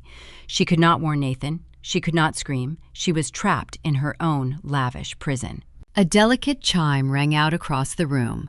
Allison was tapping a silver spoon against a champagne flute, desperately trying to regain control of the narrative. "It is time for gifts," Allison announced, her voice pitched unnaturally high.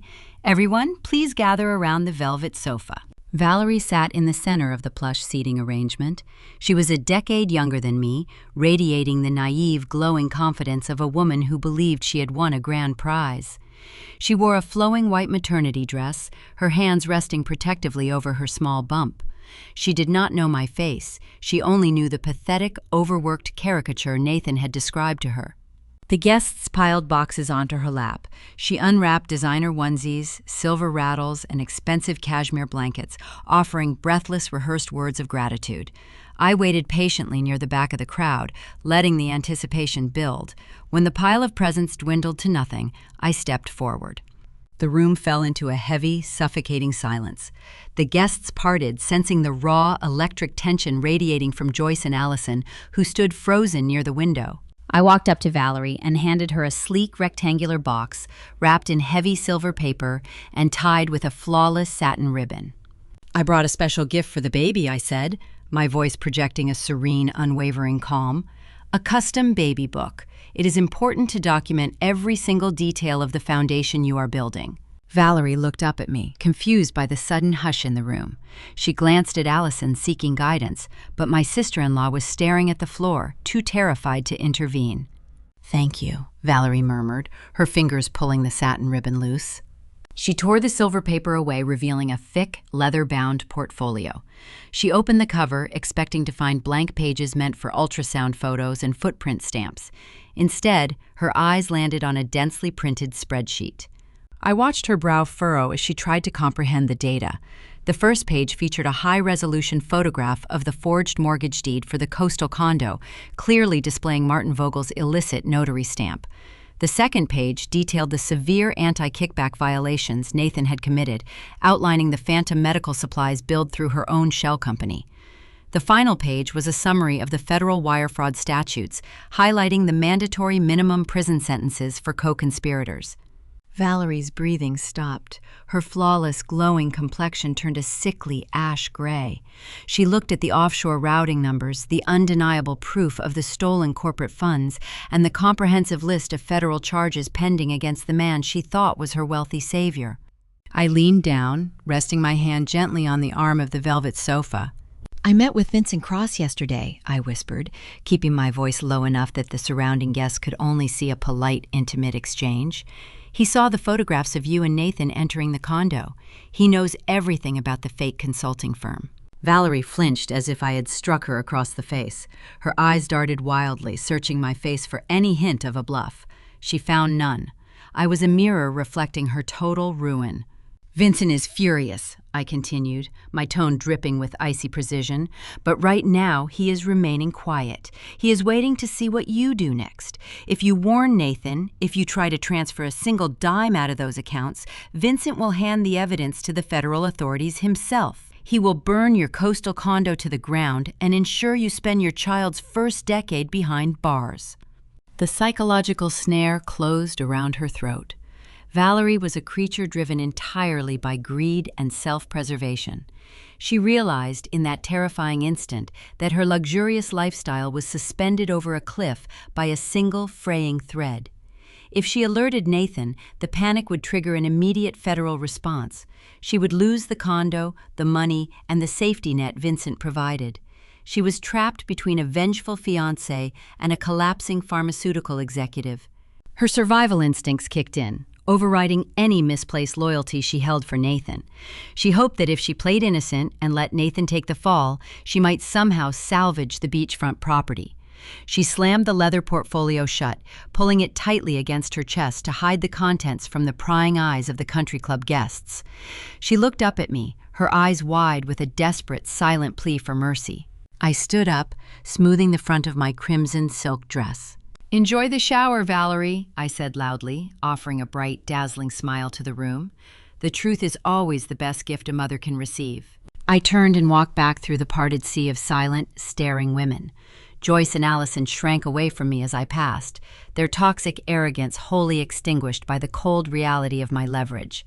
I pushed through the glass doors of the sunroom, stepping back out into the crisp Delaware air. I knew exactly what would happen next. Valerie would stay silent. Her fear of Vincent's wrath and her desperate desire to salvage the stolen money would force her to keep the impending federal doom a secret from Nathan. She would smile through the rest of the baby shower, clutching a book of indictments, pretending everything was perfect. Her silence would prevent Nathan from executing any defensive maneuvers, leaving him entirely blind to the guillotine poised above his neck. The social demolition was flawless. The legal trap was armed. Now it was time to trigger the financial avalanche and watch the guarantors fall. The engine of my car purred a low, steady rhythm as I drove away from the country club. The coastal Delaware air felt crisp and revitalizing, flowing through the open windows. While I was delivering a pristine, printed nightmare to Valerie during her elegant celebration, a secondary, far more devastating digital strike was silently unfolding across town. Vincent Cross sat in his minimalist architectural office in downtown Wilmington, staring at his computer monitors. He did not need to shout or throw objects to inflict damage. He just needed to forward a single email. Vincent compiled the high-resolution scans of the forged mortgage deed, highlighting the glaring inconsistencies in the signature lines. He attached the official state notary registry, proving beyond any doubt that the certifying stamp belonged to Martin Vogel. With a single click, Vincent transmitted the comprehensive evidence packet directly to the senior fraud investigator at the primary lending institution that held the lien on my home. In the modern financial sector, banking algorithms do not care about a person's golf handicap or their standing in local high society. The software is designed to protect institutional capital with ruthless, unfeeling precision. When the fraud department received Vincent's email, the internal system flagged the $400,000 secondary line of credit. A human investigator reviewed the documents for less than 10 minutes before confirming the catastrophic conflict of interest. A father utilizing his own official notary credentials to verify a forged signature on a loan where he acts as the primary guarantor is a severe federal banking violation. The bank did not call Martin to ask for a polite explanation. The risk mitigation software initiated an immediate automated default protocol. To cover the toxic, unsecured debt, the lending institution instantly called in the guarantor collateral. Martin Vogel sat in his failing commercial real estate office, surrounded by fading awards and ringing desk phones from angry creditors. He was relying entirely on the promise of Nathan's embezzled pharmaceutical kickbacks to keep his business afloat. He logged into his personal banking portal to check his remaining balances, expecting to see a low but functional number. Instead, the screen flashed a stark, glaring error code. His corporate accounts were locked, his personal checking was frozen, the sprawling suburban estate he shared with Joyce, a towering symbol of their generational wealth and social superiority, was instantly slapped with a pre-foreclosure lien. All of his retirement portfolios were placed under a strict administrative hold pending a formal federal inquiry. Martin stared at the monitor, his chest tightening as a cold, heavy dread settled into his lungs. The brilliant, foolproof scheme his golden boy son had pitched him was disintegrating into a financial apocalypse. Across town, Joyce drove her luxury SUV away from the country club. Her hands gripped the leather steering wheel so tightly, her knuckles turned a stark, bony white. She was hyperventilating, the remnants of her flawless hostess facade entirely shattered by my whispers at the mimosa bar. The scent of the expensive floral centerpieces she had placed in the back seat now made her stomach churn. Her phone chimed loudly through the vehicle Bluetooth speakers.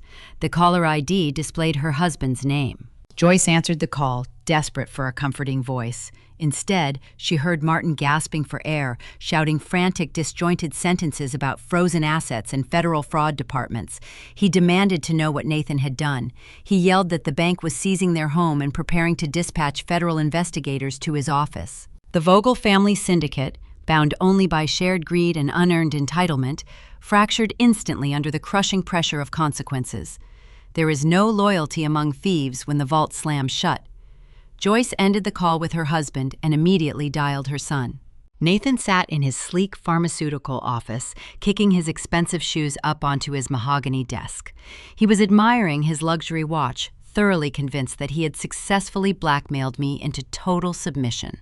He believed the poison pill post-nuptial agreement he signed was an impenetrable shield protecting his stolen wealth and his pregnant mistress. He smiled as his phone rang, expecting a cheerful update from his mother regarding the lavish baby shower. He answered with a confident, arrogant greeting. Joyce did not say hello. She unleashed a hysterical, piercing shriek that forced Nathan to pull the phone away from his ear. She sobbed uncontrollably, demanding to know why the bank had just locked her out of every single account. She screamed that my sudden appearance at the country club was not a pathetic attempt to win him back, but a calculated execution. She told him I knew all the routing numbers and that Martin was facing imminent arrest for the forged notary stamp. Nathan dropped his feet from the desk, his posture stiffening as the sheer panic in his mother's voice pierced his towering ego. He tried to speak, tried to offer his usual smooth, patronizing reassurances, but his phone beeped with an incoming call from his sister. He placed his mother on hold and clicked over to Allison. He expected his sister to help calm the situation. Instead, Allison delivered a swift, icy severing of ties. She told Nathan that she would not allow her husband's prestigious private equity firm to be tarnished by a federal forgery scandal. She informed him that she was blocking his number and advised him to hire a very expensive criminal defense attorney. The line went dead before Nathan could utter a single word in his defense. The Golden Boy was suddenly drowning. His family, the very people who had eagerly enabled his double life and cheered on my emotional destruction, were now fleeing the sinking ship and leaving him to face the rising tide alone. Nathan hung up the phone, his breathing turning shallow and erratic. A thick bead of sweat formed at his temple, sliding down his cheek and dampening his crisp shirt collar. He needed to extinguish this localized fire before it consumed his entire operation. He reasoned that money could fix anything. He possessed millions of dollars hidden safely in offshore shell accounts funded by his sophisticated pharmaceutical embezzlement scheme.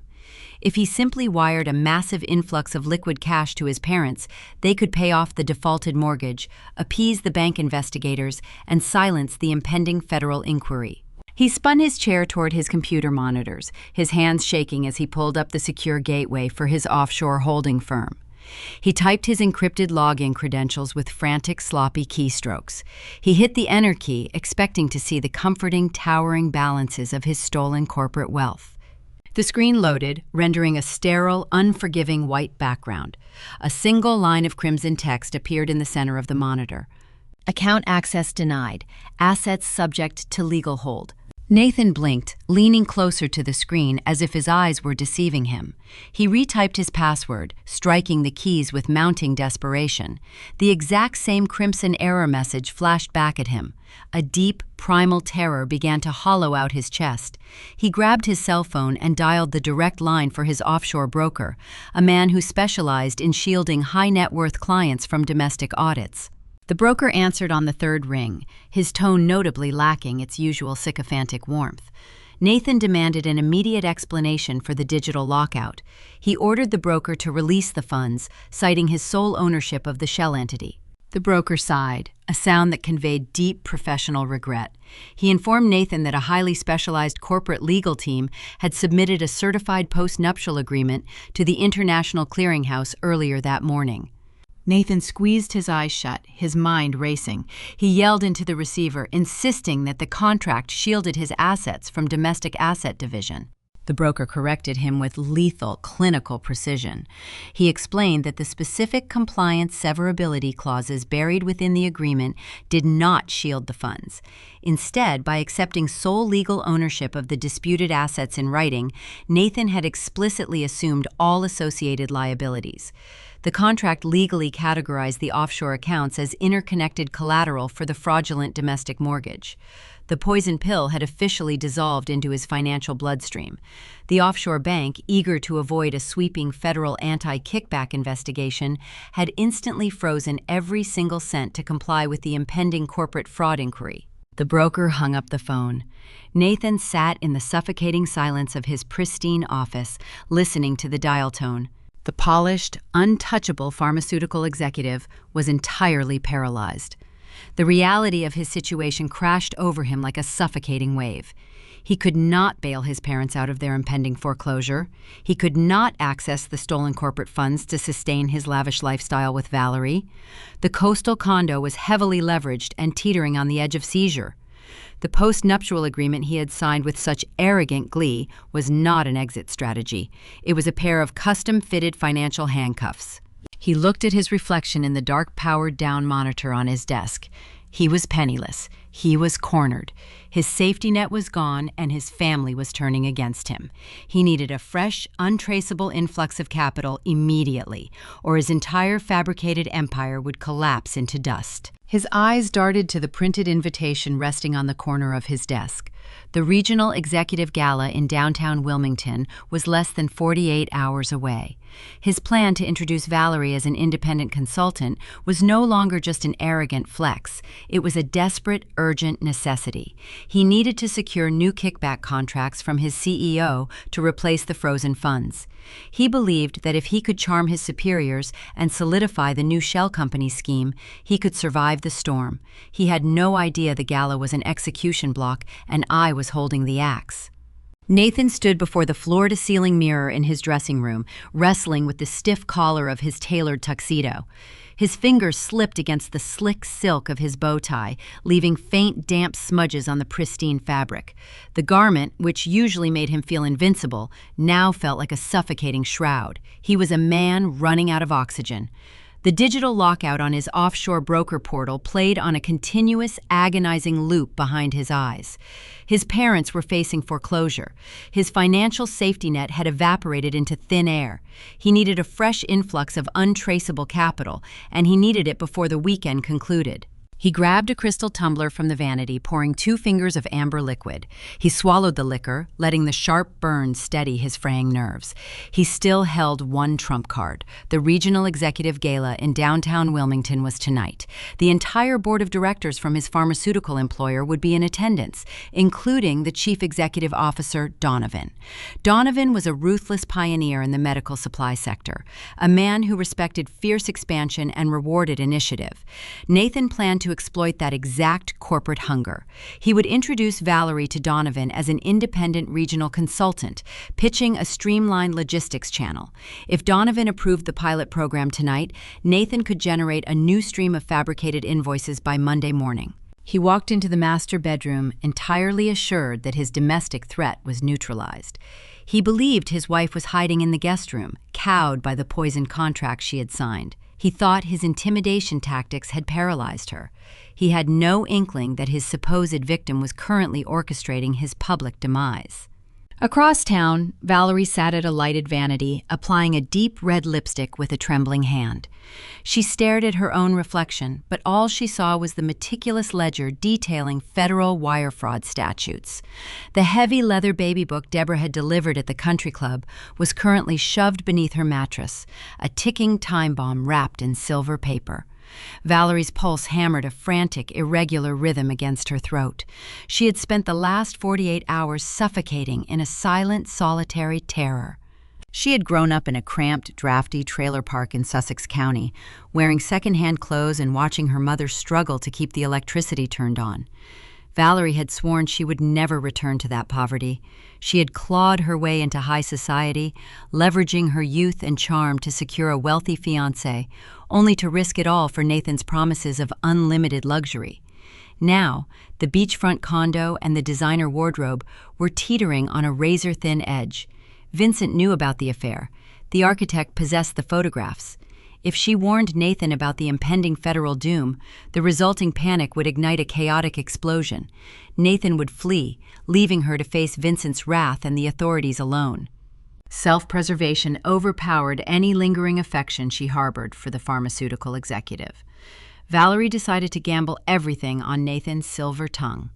She reasoned that if he could somehow charm Donovan at the gala and secure the new consulting contract, they might extract enough cash to vanish before the authorities finalized their investigation. Greed clamped a heavy hand over her mouth. She smoothed the skirt of her dark silk maternity gown, locked the bedroom door behind her, and walked out to join her oblivious partner, sealing their collective fate with her silence. The historic DuPont Ballroom in downtown Wilmington was a breathtaking display of corporate opulence. Towering crystal chandeliers cast a warm golden glow over the polished marble floors. A string quartet played softly from a raised velvet platform, the elegant notes floating above the low, sophisticated murmur of 300 elite healthcare professionals. Waiters in crisp white uniforms circulated through the crowd, carrying silver trays loaded with expensive hors d'oeuvres and vintage champagne. Nathan guided Valerie through the sea of tailored suits and designer gowns. He projected an aura of effortless triumph, flashing bright, hollow smiles to his colleagues. His grip on Valerie's lower back was tight, steering her with urgent purpose. He spotted Donovan standing near the grand staircase. The CEO was an imposing figure with piercing blue eyes and a reputation for dismantling inefficient vendors. Nathan approached, extending his hand with practiced ease. He offered a firm handshake, immediately launching into his pitch. He introduced Valerie, embellishing her credentials with smooth, rehearsed lies. He described her as a visionary logistics consultant who specialized in bypassing regional supply chain bottlenecks. Valerie forced a polite laugh, nodding along with his fabricated narrative. She shook Donovan's hand, but her skin was clammy. Her eyes darted nervously toward the heavy mahogany entrance doors. Every time a new guest entered the ballroom, her breath hitched. She was standing in a room filled with the exact executives they had been systematically defrauding, trying to sell them a brand new lie. The tension inside her chest wound tighter with every passing second. She prayed the evening would end quickly, allowing them to escape with the promised contract. Donovan listened intently, swirling the champagne in his flute. He seemed intrigued by the prospect of streamlining their regional distribution. Nathan felt a surge of intoxicating relief. The pitch was working. His charm was securing a fresh financial pipeline. He believed he had salvaged his crumbling empire. He imagined the offshore accounts refilling, picturing a future where he emerged from this crisis victorious and wealthy. 2 miles away, a sleek town car glided through the bustling city streets. I sat in the spacious leather back seat, watching the neon reflections blur across the tinted window. Vincent Cross sat beside me. He wore a sharp, custom-fitted tuxedo, his posture rigid and intensely focused. As a man who designed towering commercial skyscrapers, Vincent understood the importance of structural integrity. He spent his career ensuring foundations could withstand immense pressure. His personal life had just been demolished by deceit, and now he was applying his meticulous trade to engineer a flawless collapse. "Are the digital files secured?" Vincent asked, his voice a low, steady rumble over the hum of the engine. I opened my beaded clutch, retrieving a small, brushed steel flash drive. The metal felt cool against my fingertips. "Every single forged invoice," I confirmed, keeping my tone crisp and detached.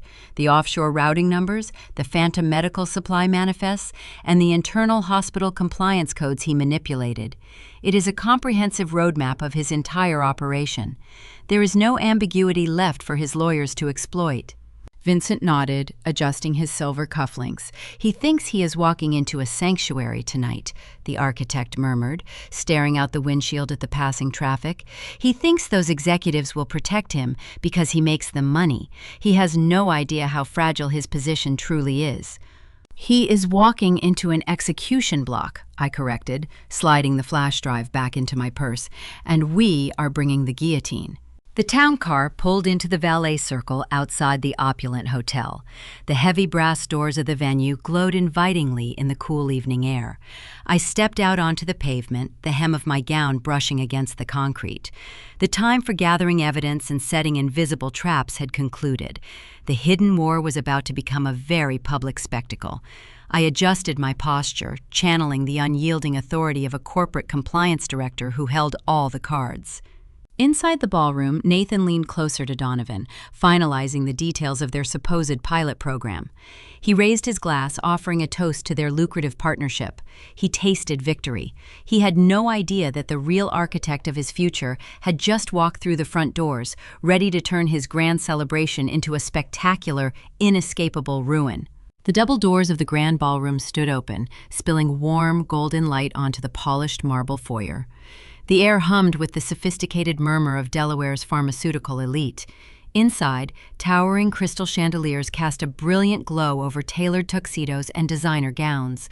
Waiters carried silver trays of vintage champagne, navigating the dense crowd of industry executives and influential board members. Nathan stood near the carved mahogany bar, holding a heavy glass tumbler of scotch. He was immersed in a high-stakes conversation with Donovan, the chief executive officer. Donovan was a man who demanded excellence, an imposing figure in the medical supply sector known for his unforgiving business strategies. Nathan leaned in, deploying his practiced charm, selling the illusion of a streamlined logistics operation. Standing dutifully at his side, Valerie offered a rehearsed, compliant smile. She wore her dark silk maternity gown like a protective shield, pretending to be a visionary consultant. Her hands were clammy, her eyes darting nervously toward the exits. She knew her luxurious lifestyle hung by a fragile thread. Then, the dynamic of the entire room shifted. I stepped through the heavy brass doors, my heels clicking sharply against the polished floor. I wore a midnight blue velvet gown that draped perfectly, projecting an aura of undeniable authority. Beside me walked Vincent Cross. He looked immaculate in a tailored charcoal tuxedo. His jaw was set in a hard, unforgiving line. As a premier commercial architect, Vincent understood how to pinpoint the weakest load-bearing pillar and watch a towering structure collapse. Tonight, we were the demolition crew. We paused at the top of the short staircase leading down into the main event space. The timeline had officially caught up to the present. I held a sleek, beaded clutch containing the single encrypted flash drive that held my husband's impending doom. It took less than 30 seconds for Nathan to notice the sudden dip in the ambient conversation near the entrance. He turned his head, his charismatic smile freezing instantly. The color drained from his face, leaving a sickly ashen hue. His eyes widened, locked onto my blue velvet gown, before shifting slowly to the imposing man standing at my side. Valerie followed his gaze, her breath hitched loud enough to carry over the string quartet playing in the corner. She recognized Vincent immediately. The facade of the confident, independent consultant shattered into a million irreparable pieces. Her hands began to tremble so fiercely that the champagne in her flute spilled over the rim, splashing onto her expensive silk dress. Nathan panicked. He excused himself from Donovan with a clumsy, strained apology and marched toward the entrance. His strides were long and urgent, his face a mask of barely contained fury. He expected me to be cowering in our Delaware home, paralyzed by the poisoned legal document I had signed. Seeing me here, radiating power and accompanied by a stranger, broke his carefully constructed reality. "What are you doing here?" he hissed, stepping directly into my path. He kept his voice low, desperately trying to avoid drawing attention from the nearby executives. He grabbed my elbow, his grip tight and frantic. "I told you to stay at the house. If you make a scene right now, I swear I will forward those digital logs to the federal authorities tonight. I will burn your compliance career to the ground." I looked down at his hand gripping my arm. I did not flinch. I did not shrink away. I met his desperate, furious gaze and let out a light, effortless laugh. The sound was crisp and musical, echoing with genuine amusement. "You are going to wrinkle my dress, Nathan," I replied, my voice smooth and unbothered. I smoothly pulled my arm from his grasp. "I am here because my chief executive officer requested my presence. My healthcare network is your firm's largest client. It would be rude to decline such a generous invitation." I brushed past him, leaving the scent of expensive perfume in my wake. He reached out to stop me again, but Vincent stepped forward, blocking his path with a broad, immovable shoulder. Nathan looked up at the architect, confused and intimidated by the silent, towering presence. Vincent did not waste a single second on the pharmaceutical salesman. He locked his gaze on Valerie, who was shrinking against the edge of the mahogany bar. Vincent bypassed Nathan entirely, walking straight toward his former fiancée. Valerie tried to step backward, her breath coming in short, panicked gasps, but her spine hit the polished wood of the bar. She was trapped. Vincent stopped inches away from her. He did not yell. He did not cause a spectacle. He spoke in a whisper so cold it could have frozen the champagne in her glass. "I saw the forged mortgage deeds, Valerie," Vincent murmured, his tone devoid of any warmth or mercy. "I saw the offshore routing numbers. You brought stolen corporate money into my life. You used my name to co-sign a beachfront property funded by felony wire fraud." Valerie opened her mouth, a desperate, silent plea forming on her lips. Tears welled in her eyes, threatening to spill over her flawless makeup. "Do not say a word," Vincent commanded softly. "The federal investigators already have the ledgers. You gambled your entire future on a man who is about to lose everything. Enjoy the party. It is the last one you will ever attend." A sharp, stifled sob tore from Valerie's throat. She could not withstand the suffocating weight of his quiet wrath. She dropped her champagne flute onto a nearby cocktail table, gathered the skirts of her maternity gown, and fled. She pushed through a group of startled investors, rushing blindly toward the women's restroom to hide. Her grand debut as a visionary consultant had evaporated in less than 2 minutes. While Vincent dismantled the mistress, I seamlessly integrated myself into the core of the ballroom. Because of my pristine reputation as a corporate compliance director, the executives did not view me as a mere spouse. They saw me as a peer, a vital gatekeeper for their most lucrative medical supply contracts. Several board members greeted me with warm handshakes and eager smiles. I stood in the center of a powerful circle, exchanging pleasantries about regional distribution channels and upcoming regulatory audits.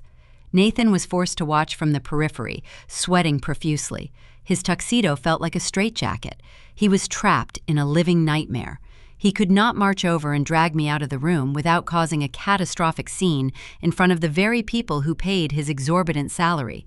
If he threw a tantrum, he would instantly lose his job. If he stayed silent, he was at my mercy. He stood frozen, wiping a bead of sweat from his temple, his mind racing to find an exit strategy that did not exist. I caught Donovan's eye. The CEO smiled, raising his glass in a polite greeting. I excused myself from the board members and walked gracefully toward the front of the room. A small, elevated stage held a microphone stand, intended for the evening's formal announcements. My heels climbed the 2 short steps. Nathan's eyes widened in sheer, unadulterated terror. He took a hesitant step forward, but a group of chatting vice presidents blocked his path. He was immobilized, forced to watch the impending demolition of his universe. I reached out, my manicured fingers tapping the metal grill of the microphone. A sharp, clear thud echoed through the high-fidelity sound system. The gentle hum of corporate networking died down. The string quartet lowered their bows. 300 faces turned toward the stage, their attention entirely captured. I looked out over the sea of tailored suits, my gaze locking directly onto my hyperventilating husband. I offered him one final brilliant smile. "Good evening, everyone," I said, my voice projecting a warm, commanding resonance. "I apologize for the interruption, but I would like to ask Donovan to join me for a moment. I have a very special, highly detailed toast I need to propose regarding my husband and his newest regional consultant." The sharp feedback of the microphone echoed through the grand ballroom.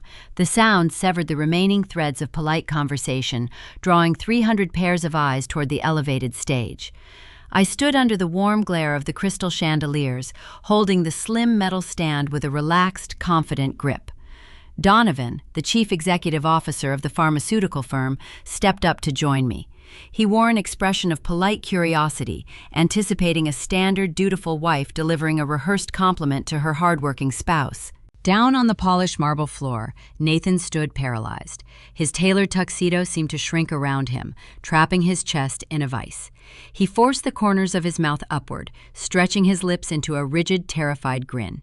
He was banking on the faint hope that my presence was merely a final desperate attempt to save our marriage through public appeasement. He prayed I was intimidated by the poisoned post-nuptial agreement sitting in his home office safe. I looked down at him, my gaze unwavering, and began the performance. "Thank you, Donovan, for allowing me to borrow the spotlight for just a brief moment," I started, my voice projecting a rich, honeyed warmth across the silent room. I could not let this beautiful evening pass without taking a moment to honor the man of the hour, my husband, Nathan. A polite ripple of applause fluttered through the crowd. Nathan's shoulders dropped a fraction of an inch. A microscopic breath of relief escaped his lips. He thought he had survived the precipice. "For the past year, I have watched Nathan dedicate every waking moment to this firm," I continued, letting a soft, admiring tone lace my words. "He has sacrificed his weekends, his holidays, and countless evenings to travel for emergency client summits. He told me the pressure of closing real accounts was something I would never understand. And he was right. I am just a simple compliance director. I sit in a quiet office reviewing spreadsheets and checking regulatory boxes. I could never comprehend the sheer creativity required to manage his specific brand of corporate logistics." The audience smiled, charmed by the self-deprecating humor. Donovan chuckled politely, nodding in agreement. Nathan kept his eyes fixed on me, the rigid smile still plastered across his face, but the initial relief was quickly souring into fresh dread. He recognized the subtle, razor-sharp edge hidden beneath my sweet delivery. "Recently, Nathan spearheaded a bold new initiative," I announced, turning my attention slightly toward the gathered board of directors. "He brought on a brilliant, independent regional consultant to streamline your distribution networks. Her name is Valerie." A few executives exchanged confused glances. They had just met Valerie near the open bar, but a formal public acknowledgement of a third-party vendor was highly unusual for a celebratory gala. Nathan's face turned the color of old ash. The veins in his neck pulsed frantically against his stiff white collar.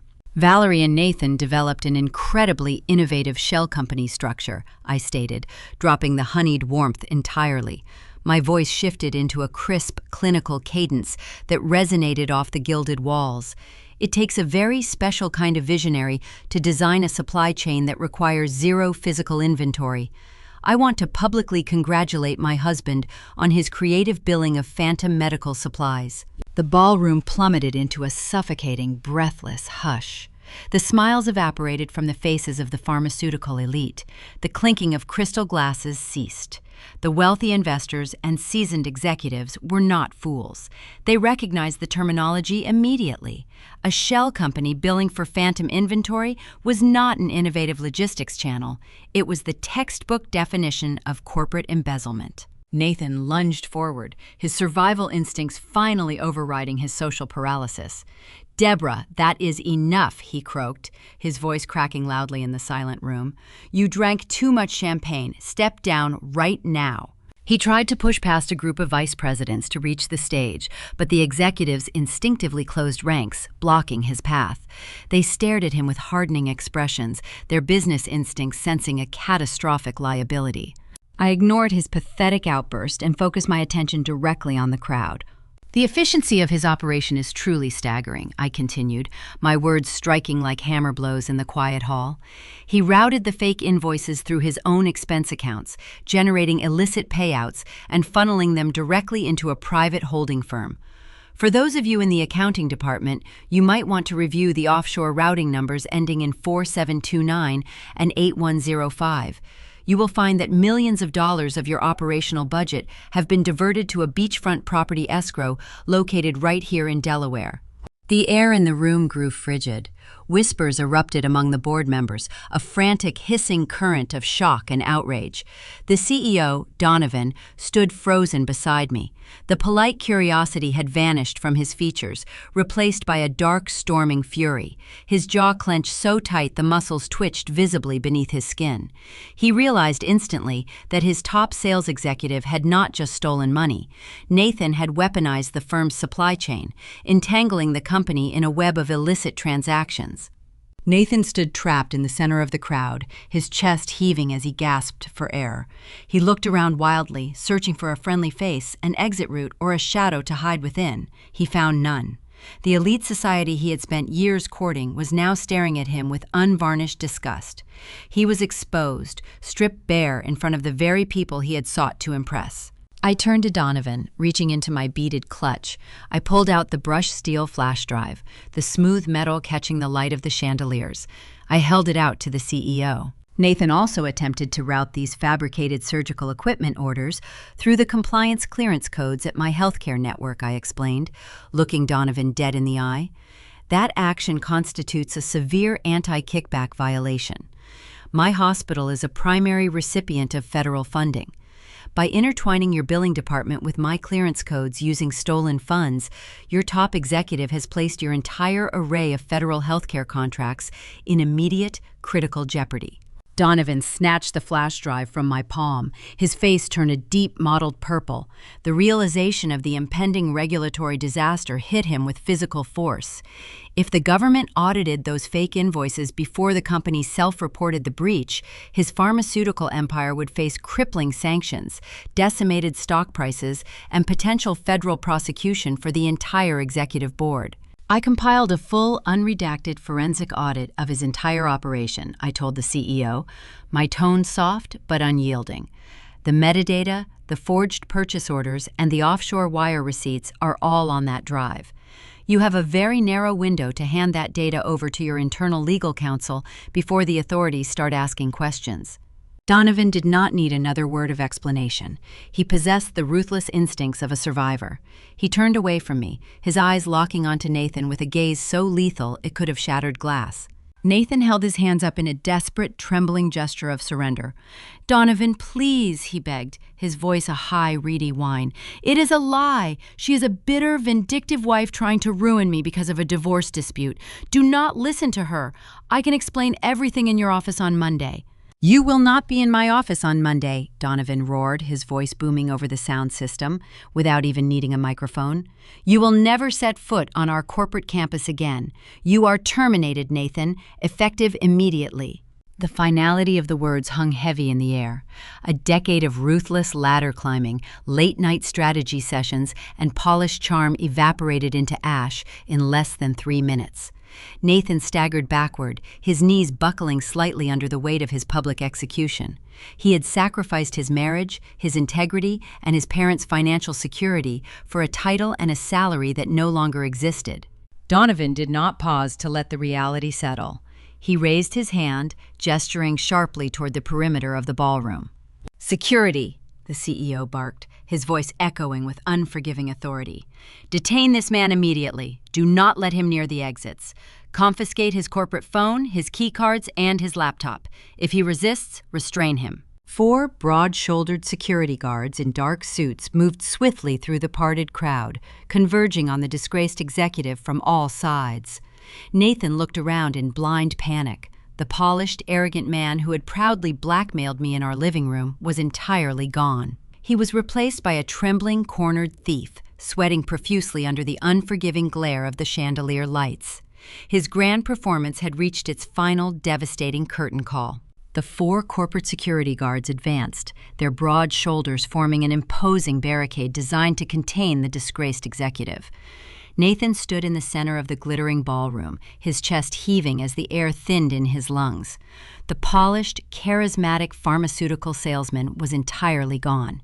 In his place stood a cornered, desperate fugitive, realizing his fabricated empire had just collapsed into a pile of ash.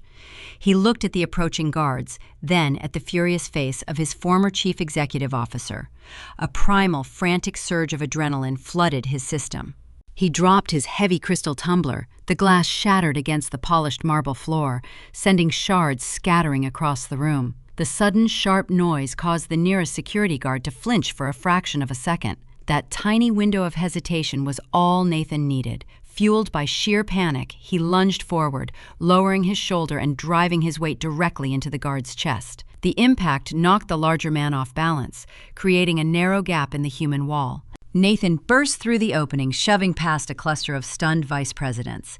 He sprinted toward the grand entrance, his tailored tuxedo jacket flapping wildly behind him. He did not care about the gasps of shock rippling through the elite crowd. He did not care about the shattered remnants of his professional reputation. His mind was consumed by a singular, frantic objective. He needed to reach his least luxury sedan, speed away from the country club, and disappear into the night. He harbored a delusional hope that he could still access a hidden cash reserve and flee the state before the legal consequences caught up to him. His expensive leather shoes slipped erratically on the smooth floor as he tore across the opulent foyer. He pushed his body to the absolute limit, his breath tearing through his throat in ragged, painful gasps. He reached the towering brass double doors leading out to the valet circle. He threw his entire body weight against the heavy metal handles, bursting out of the suffocating ballroom and into the cool, crisp evening air. He expected to find the quiet, orderly driveway lined with waiting chauffeurs and polite valets. He thought he was sprinting toward his freedom. Instead, he plunged headfirst into a blinding, inescapable nightmare. The valet circle was entirely locked down. A perimeter of heavy black utility vehicles formed an impenetrable steel barricade across the exit lanes. Brilliant, searing flashes of red and blue strobe lights sliced through the darkness, illuminating the grand facade of the building in rhythmic, terrifying pulses. The evidence I had discreetly forwarded to the federal authorities days prior had not simply sparked an inquiry. The undeniable proof of wire fraud and severe anti-kickback violations had triggered an immediate, synchronized tactical sweep. Dozens of federal operatives swarmed the driveway, men and women wearing dark, structured windbreakers emblazoned with the bold yellow lettering of the FBI and the Securities and Exchange Commission moved with terrifying, calculated precision. The quiet Delaware night was shattered by the crackle of police radios and the sharp, booming commands of law enforcement personnel. Nathan froze at the top of the concrete steps, raising a trembling hand to shield his eyes from the blinding glare of the cruisers. The adrenaline that had propelled him through the lobby evaporated instantly, replaced by a cold, leaden horror. He was surrounded. There was no secret escape route. There was no clever lie that could talk him out of a federal raid. "Federal agents, do not move," a commanding voice bellowed from the center of the driveway. "Keep your hands visible and interlock your fingers behind your head." Nathan twitched, his survival instincts battling his rational mind. He took a single, hesitant step backward toward the brass doors. The movement was a fatal miscalculation. 3 tactical agents surged up the steps with breathtaking speed. They did not offer him a moment to negotiate. One agent grabbed Nathan by the lapels of his ruined tuxedo, spinning him around with fierce, unyielding force. A second agent kicked the back of his knees, forcing his legs apart to strip him of his balance. He was marched forcefully down the stairs and shoved hard against the cold metal hood of his own leased luxury car. The loud metallic thud of his body hitting the vehicle echoed over the noise of the sirens. His cheek was pressed flat against the glossy paint, giving him a front-row view of the federal seal printed on the jackets of the men restraining him. The sharp, unforgiving click of heavy steel handcuffs ratcheting shut around his wrists signaled the ultimate degradation. The golden boy of the pharmaceutical industry was being treated like a common street criminal. As the lead agent began reciting the Miranda rights with a sterile, mechanical cadence, the glass doors of the ballroom swung open. Dozens of industry leaders, wealthy investors, and former colleagues spilled out onto the front steps, drawn by the commotion. They stood in stunned silence, watching the top sales executive get processed into the federal justice system. The public humiliation was absolute. Nathan squeezed his eyes shut, wishing the pavement would swallow him whole, but there was no escaping the searing judgment of his peers. While Nathan endured his public crucifixion on the hood of his car, a secondary drama unfolded quietly in the shadows of the grand lobby. Valerie had managed to slip away from the bar during my speech on the stage. She had hidden in the opulent restroom, hyperventilating as she listened to the chaos erupting outside. When she heard the sirens, her survival instincts demanded she flee. She crept along the velvet-lined walls of the foyer, clutching the skirts of her dark maternity gown, attempting to blend into the shadows and reach a side exit unseen. She almost made it to the revolving doors. A tall, broad-shouldered figure stepped out from behind a marble pillar, blocking her path entirely. Vincent Cross stood with his hands resting casually in his trouser pockets, his expression devoid of any warmth. He looked down at the woman who had brought stolen corporate funds into his life, observing her frantic, tear-streaked face with cold detachment. "Please, Vincent," Valerie begged, her voice a pathetic, reedy whisper. "Let me pass. I had nothing to do with the corporate billing. He lied to me. I just wanted a secure future." Vincent did not argue with her. He simply raised his hand and signaled to a pair of SEC investigators standing near the coat check. The agents turned, spotting the target they had been briefed to detain. "She is not a victim," Vincent stated smoothly, his voice carrying the firm, undeniable tone of finalized justice. "She is the registered owner of the fraudulent logistics firm. You will find her signature on every single fabricated supply invoice." Valerie let out a sharp, agonizing wail as the federal personnel converged on her. She thrashed against their grip, her designer heels slipping on the polished floor, but her resistance was futile. The agents secured her wrists, treating the supposedly visionary consultant as an active co-conspirator. Her dreams of beachfront luxury and unearned wealth dissolved into the harsh reality of an impending prison sentence. She was dragged out the front doors, sobbing uncontrollably as the cold night air hit her face. The raid operated with flawless, sweeping efficiency. Warrants were executed, evidence boxes were hauled out of the venue. The fraudulent empire Nathan had constructed was systematically dismantled piece by piece. Nathan was hauled off the hood of his car, his posture slumped and defeated. The agents marched him toward the open back door of a waiting federal cruiser. Before they forced him to duck his head and slide into the cramped, plastic-lined back seat, he stopped.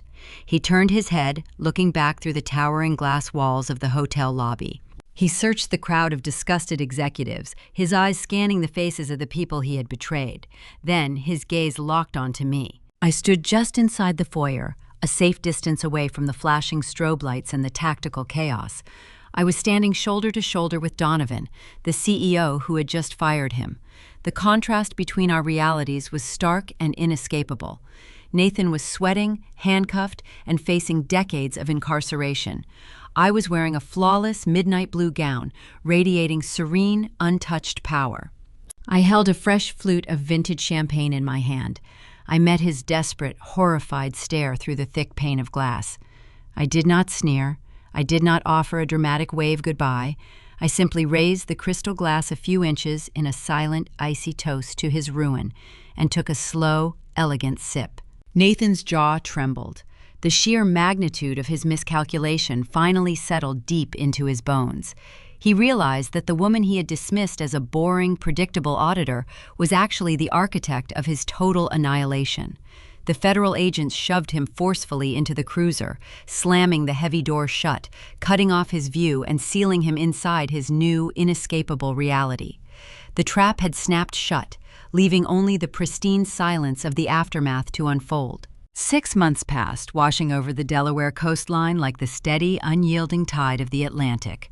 The bitter frost of winter thawed into a bright, crisp spring, bringing the sharp scent of blooming seagrass and salt air into the city. I sat behind a sleek glass desk in my new downtown Wilmington office. The panoramic corner windows offered an unobstructed, sweeping view of the financial district, a physical representation of the territory I now commanded. The federal justice system moves with deliberate, crushing certainty when handed a pristine, verified forensic ledger. Nathan never saw the inside of a corporate boardroom again. Faced with undeniable digital metadata, forged purchase orders, and the full weight of the Securities and Exchange Commission, his high-priced defense attorney advised an immediate plea agreement. He is currently serving an 8-year sentence in a medium-security federal penitentiary. The man who used to complain about the minor wrinkles in his bespoke silk ties now wears standard-issue cotton scrubs. His days of ordering vintage champagne and charming healthcare executives are replaced by strict cafeteria schedules, mandated head counts, and a tiny concrete cell. He gambled his entire freedom on the delusion of his own superior intellect, failing to realize that leverage always belongs to the person controlling the data. The collateral damage extended exactly as the poison pill postnuptial agreement dictated. Martin and Joyce Vogel woke up the morning after the executive gala to find their sprawling suburban estate sealed by bank investigators. Because Martin had staked his official notary bond and their primary residence against the fraudulent loan, the lending institution showed zero leniency. The foreclosure proceeded with sterile, unforgiving efficiency.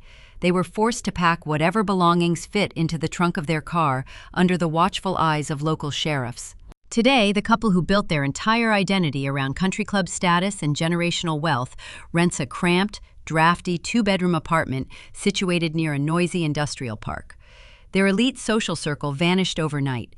Women who used to drink mimosas with Joyce in the sunroom now cross the street to avoid making eye contact. Martin lost his commercial real estate license, his legacy reduced to a cautionary tale whispered among local brokers.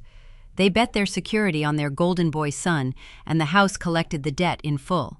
As for my own career, the fallout from the gala elevated my standing rather than destroying it. Federal authorities scrutinized every single file I submitted, validating the rigorous integrity of my compliance protocols. I was officially recognized as a protected whistleblower, fully exonerated from any liability regarding the shell company logistics. The healthcare network chief executive officer offered me a prominent promotion, but I politely declined. I had outgrown the limitations of a single hospital board. I took the generous severance package and launched my own elite corporate auditing and risk management firm.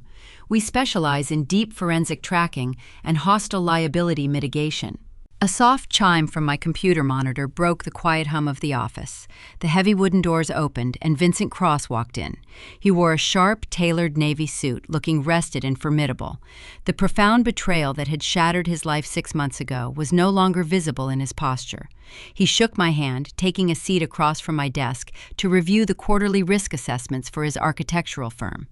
Vincent is now one of my top-tier clients. We forged a partnership in the crucible of mutual deception, relying on cold logic and verified facts to rebuild our lives. Valerie is a distant memory for him. She accepted a plea arrangement, cooperating with federal prosecutors to minimize her sentence.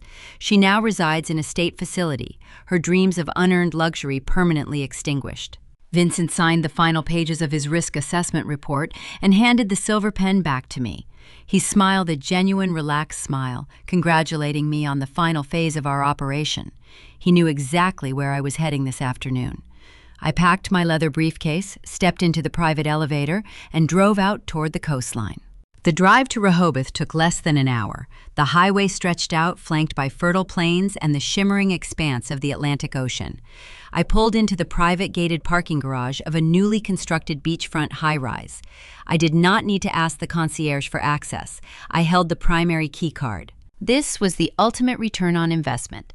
The poison pill hidden deep within the postnuptial agreement had performed its function with breathtaking accuracy. By forcing Nathan to accept sole ownership of the illicit assets and binding him to the corresponding liabilities, the contract empowered me to claim restitution for the stolen marital funds. When the federal courts unraveled his finances, the beachfront property was slated for government seizure. However, my legal team presented the ratified postnuptial document, proving my prior rightful claim to the equity. The judge awarded the property directly to me as fair compensation for the fraudulent secondary mortgage leveraged against my Delaware home. I swiped the keycard against the reader. The heavy mahogany door clicked open, revealing a pristine, untouched luxury penthouse. Floor-to-ceiling windows offered a sweeping, panoramic view of the crashing ocean waves. The space was bright, airy, and entirely silent. Valerie had spent weeks selecting the imported marble countertops, the custom light fixtures, and the rich hardwood flooring, envisioning a perfect nursery and a life of stolen leisure. She never spent a single night in this unit. I walked across the wide plank floors, my heels tapping a slow, rhythmic cadence against the wood. I stepped out onto the expansive glass balcony. The cool, salty sea breeze swept over my face, carrying the sharp, clean scent of the open water. I gripped the smooth metal railing, looking down at the rolling tide hitting the sandy beach far below. I did not keep the condo. It was a beautiful structure, but it was built on a foundation of lies and deceit. I had already listed the unit with a premium coastal brokerage. The property was in high demand. Just yesterday, an all-cash offer cleared the escrow account, yielding a staggering profit margin. I was using the proceeds from the sale to lease an entire floor for my new auditing firm and hire a dozen top-tier forensic analysts. Nathan thought he was stealing my financial security to fund his escape. In reality, he had just financed the launch of my new empire. The wind caught my hair as I turned back toward the immaculate, empty living room. People like Nathan and his family believe that power is loud. They think authority is measured in designer clothes, exclusive country club invitations, and arrogant threats shouted across a living room. They assume that if you are quiet and diligent, you are weak and easily manipulated. But they are fundamentally wrong. True power is silent. It does not need to boast or scream or beg for validation. True power is patient, calculating, and flawlessly documented. I locked the front door of the penthouse for the final time, walking away from the wreckage of the past, fully stepping into a bright, unyielding future I had engineered stroke by stroke. There is a haunting silence that settles over a fallen dynasty, a specific kind of quiet that follows the spectacular collapse of a family. When we look at the ruins of Martin and Joyce Vogel's life, their sprawling suburban estates seized by the bank, their elite country club memberships revoked, and their golden boy, Nathan, trading his bespoke corporate suits for a federal prison uniform, it is incredibly easy to simply marvel at the cold, hard justice of the situation.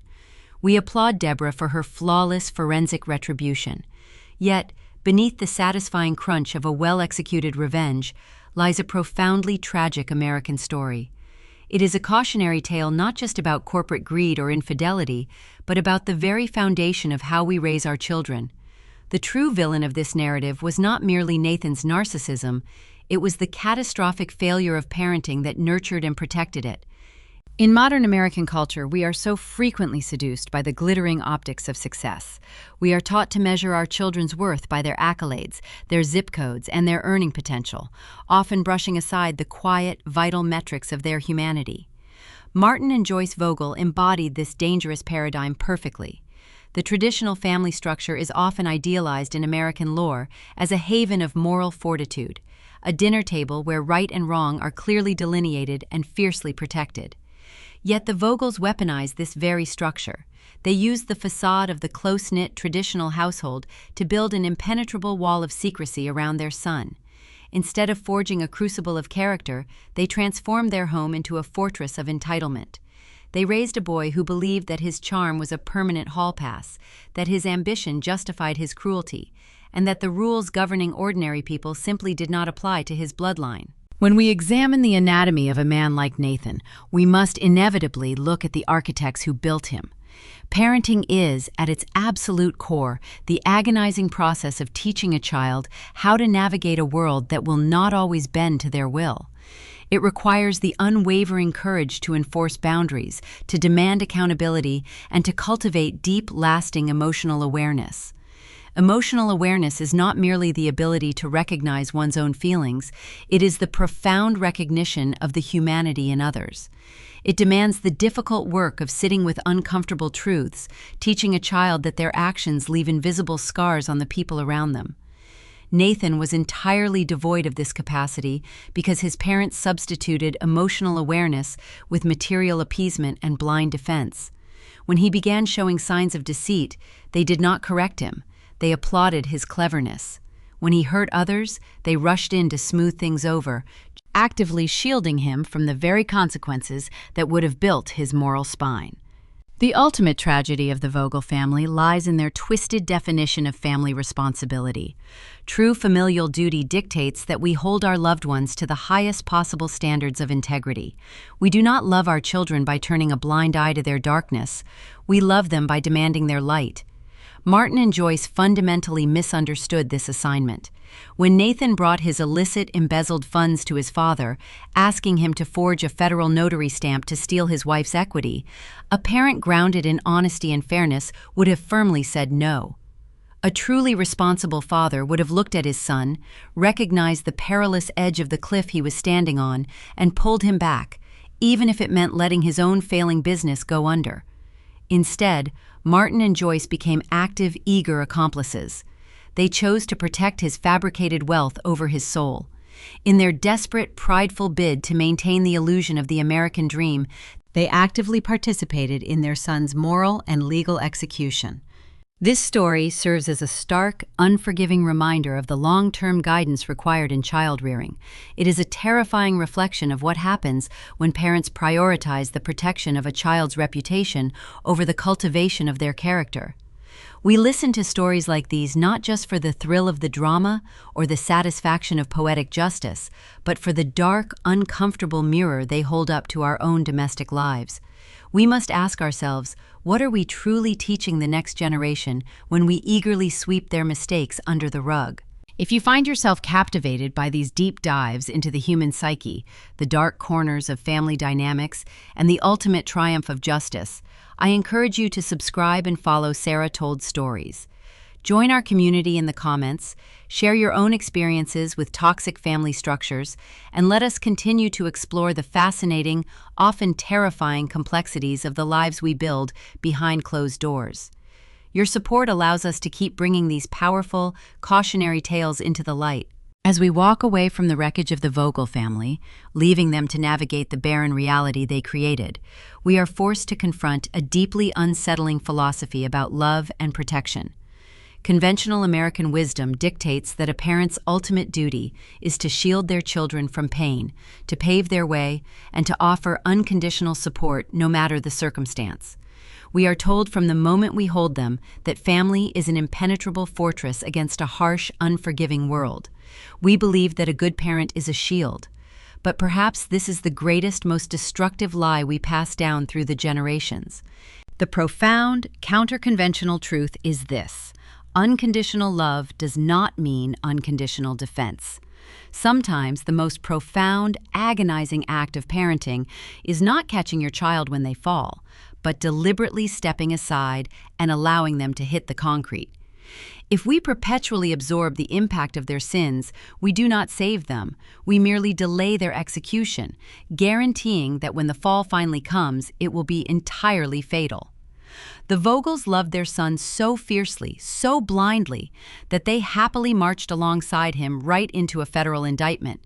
They believed they were saving his life, but they were actually just assembling the bars of his cage. Look closely at the children in your own life, the ones you would gladly sacrifice everything to protect. Are you raising them to be strong enough to survive the brutal weight of their own failures, or are you quietly laying the foundation for their inevitable ruin? True love is not a shield, It is a mirror, and sometimes the most terrifying question a parent must answer is whether they possess the courage to let that mirror reflect the ugly truth before it shatters the family entirely.